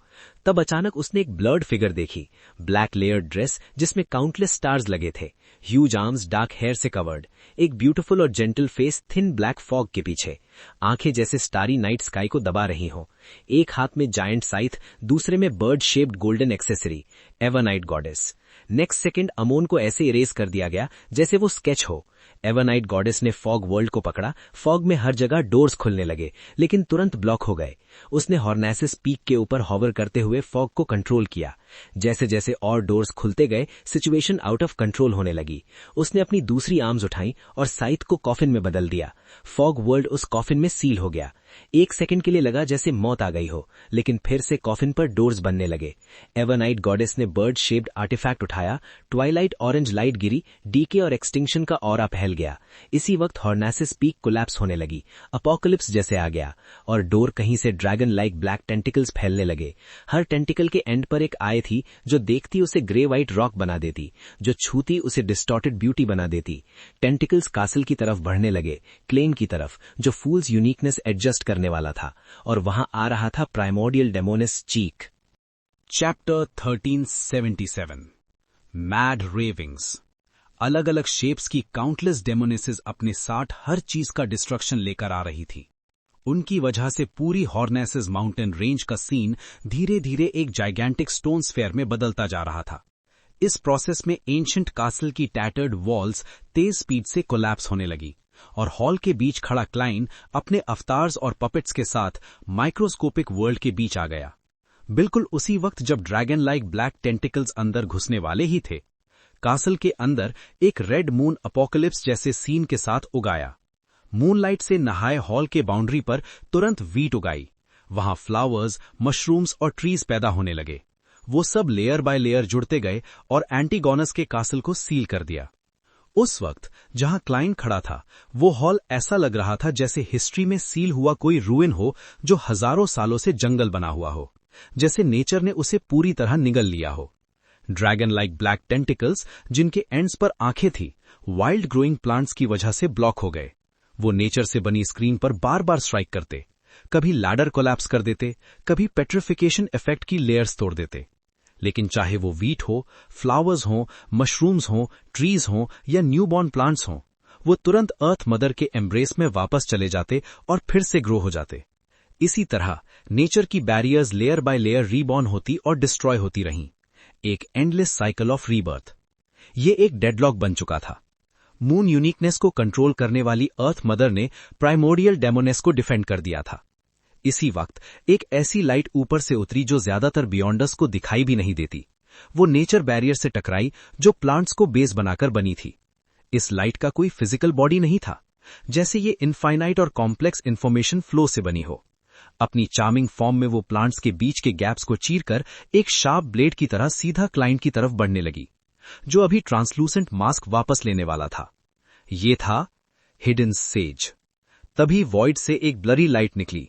क्लाइंट के आसपास पिक्चर लाइक प्रोजेक्शंस दिखाई देने लगे। कुछ प्रोजेक्शंस में वो सीन्स थे जहां ह्यूमंस सुपरनैचुरल बीइंग्स के सामने हेल्पलेस और डिस्पेयर महसूस करते हैं। कुछ में ह्यूमंस अपना ही बॉडी एक्सपेरिमेंट्स के लिए यूज करते दिखे थे, ताकि पावर गेन करके अपनी रेस को बचा सकें। कुछ में यूनिक कल्चर्स और ट्रेडिशंस दिखाई गईं, कुछ में ब्लैक एम्परर का एरा, और कुछ में अलग अलग फिलॉसफीज, बुक्स और इन्वेंशंस। कुछ सीन्स करंट वर्ल्ड के डॉन जैसे थे, steam spitting giant machines, sky touching buildings और ट्रांसपोर्टेशन को इजी बनाने वाले क्लोथ्स। ये सब पेंटिंग्स पतली होने के बावजूद हैवी लग रही थीं, क्योंकि उनमें ह्यूमन सिविलाइजेशन का इंस्पिरेशन और डेवलपमेंट भरा हुआ था। इस सब का सोर्स था God of crafts pathway. Sequence 0 पर एडवांस होने से पहले उन्होंने एनलाइटनमेंट पोशन को पूरी तरह डाइजेस्ट नहीं किया था। इसी वजह से उनकी रैशनैलिटी और क्लैरिटी बनी रही, लेकिन उन्हें मैडनेस और लॉस ऑफ कंट्रोल के अगेंस्ट ज्यादा फोकस करना पड़ता था। 7 ऑर्थोडॉक्स गॉड्स में वो थोड़ा वीक था। चर्च ऑफ स्टीम सबसे वीक ऑर्थोडॉक्स चर्च थी, क्योंकि उनका हिस्ट्री सबसे छोटा और इनहेरिटेंस सबसे कम था, और उनका गॉड भी बेस्ट कंडीशन में नहीं था। जब रोजेल ने इंडस्ट्रियल रेवोल्यूशन को प्रमोट किया, स्टीम सन और चर्च के मेंबर के तौर पर, तो गॉड ऑफ क्राफ्ट्स ने अपना नाम बदलकर God of steam and machinery रख लिया। उसने सिविलाइजेशन के एनलाइटनमेंट में हिस्सा लिया और नेबरिंग पाथवे के ट्रू गॉड बनकर पोशन डाइजेस्ट की। हिडन सेज से दुश्मनी होने के बाद आखिरकार उसने ऑर्थोडॉक्स गॉड्स का साइड चूज किया। इंफॉर्मेशन की टेरिफाइंग फ्लड चार्मिंग पिक्चर्स में क्रैश होने लगी और केज तोड़ने की कोशिश में एक्सपैंड होने लगी। लेकिन हजारों सालों की सिविलाइजेशंस और मिलियंस ऑफ ह्यूमंस की जनरेशंस का हिस्ट्री इतना वास्ट था कि वो हिडन सेज के इंफॉर्मेशन फ्लो को रोकने के लिए काफी था। जब हिडन सेज ने प्लांट से सील्ड एंटीवॉनस हॉल के अंदर God of steam and machinery की बाउंड्री तोड़ने की कोशिश की, क्लाइन ने अपनी स्लिपरी पावर बढ़ाई और ट्रांसलूसेंट मास्क पकड़ने के लिए टेंटिकल आगे बढ़ाया, जो फूल्स यूनिकनेस को रिप्रेजेंट कर रहा था। जैसे ही मास्क ने क्लाइन का फेस कवर किया, उसके आसपास काउंटलेस फिगर्स दिखाई देने लगे। कुछ पोस्टमैन यूनिफॉर्म में थे, कुछ नॉर्मल बर्ड्स थे, कुछ माइक्रोस्कोपिक क्रीचर्स थे जो नेकेड आई से नहीं दिखते। Hundreds, thousands. जिस हॉल में पहले सिर्फ हवा में लटकी लाशें थीं, वो अचानक भीड़ से भर गया, और उन सब फिगर्स की एक कॉमन बात थी। उन्होंने क्रिस्टल मॉनिकल पहना हुआ था या फिर सेम पोजीशन पर एक कलरफुल सर्कुलर सिंबल था। अमॉन, मिस्टर एरर, अमॉन के अवतार्स। ये क्लियर नहीं था कि उन्होंने प्राइमोरियल डेमोनेस या हिडन सेज के अटैक्स का यूज करके सीक्रेट रूट से टारगेट के पास एंट्री ली थी या नहीं। लेकिन जब उन्होंने क्लाइन को देखा, जो अभी ट्रांसलूसेंट मास्क पहनकर फूल्स यूनिकनेस एडजस्ट कर रहा था, सब अमॉन एक साथ मुस्कुराए। उन्होंने अपना मुंह खोला और ऐसे वर्ड्स बोले जो नॉर्मल लोग समझ भी नहीं सकते। ये वर्ड्स एक दूसरे में इंटरट्वाइन हो गए और बन गए horrifying insane ravings. You ignored primordial demoness. उसके लिए मेडिसी, जो सिर्फ एक सीक्वेंस तक रिकवर हुई है, कोई थ्रेट नहीं है। अभी उसकी सबसे बड़ी विश है लॉर्ड ऑफ मिस्ट्रीज को जल्दी से प्रिपेयर करना और वेस्टर्न कॉन्टिनेंट की सील खोलना, ताकि उसे सिटी ऑफ कैलामिटी ढूंढने का चांस मिले। क्लियरली तुमसे बेहतर ऑप्शन मैं हूं।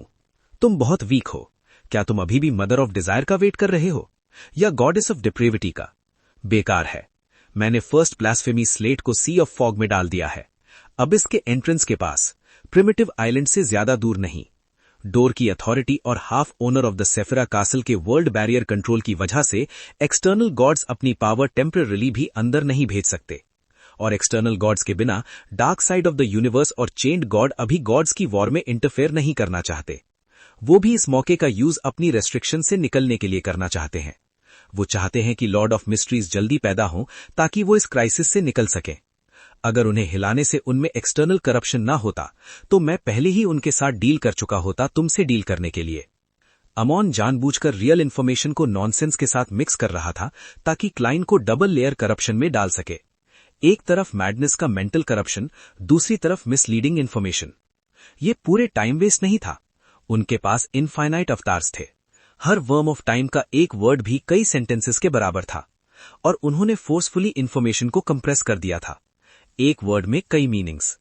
उस पल अमॉन के अवतार्स क्लाइन के दिमाग में शार्प ब्लेड्स की तरह घूम रहे थे और उसके साइकी को चीर रहे थे।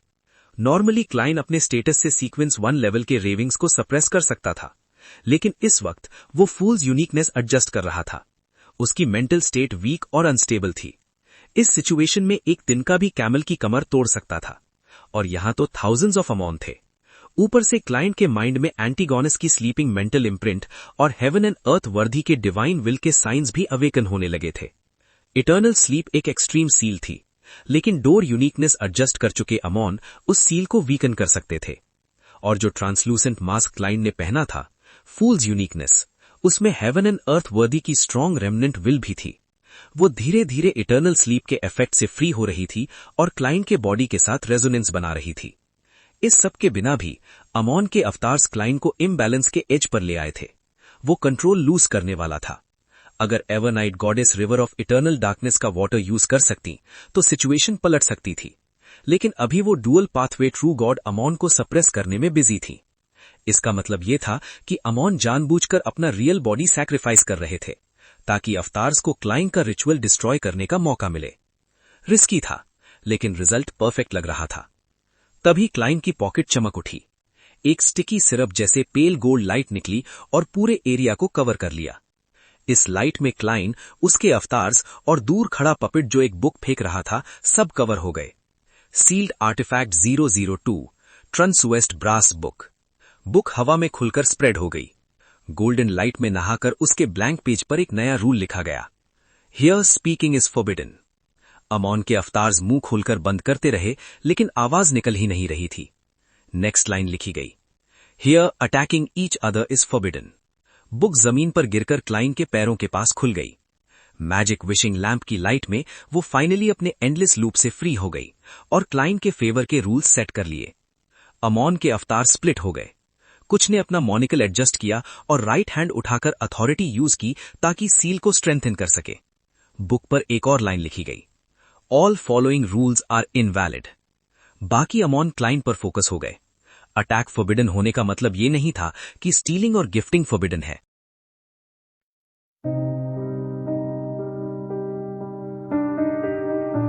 In the grey fog,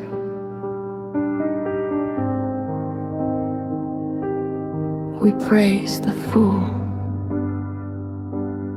Praise the fool beneath the silent dome. Grey fog curls where gods lost their throne. Indisputable, he stands alone, a broken crown, a nameless god. The distant star cuts through the night, cold revelation burning alive. Praise the fool, the unseen flame.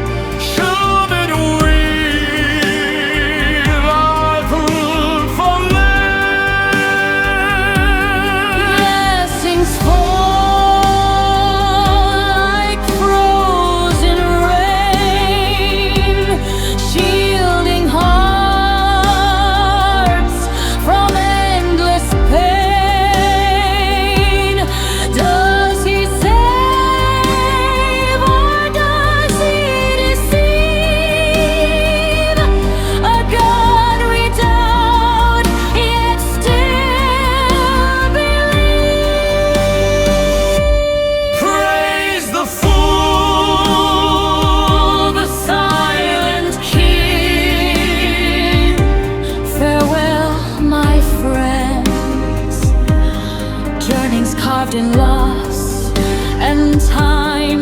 Letters hold what voices can't. Names erased yet never gone. Who now blesses gods above when even gods must stand? Praise a fool when hope runs thin. At the edge where dreams begin. Dream of home, of voices true. For beyond your sleep, we are waiting for you. Even the longest journey must come.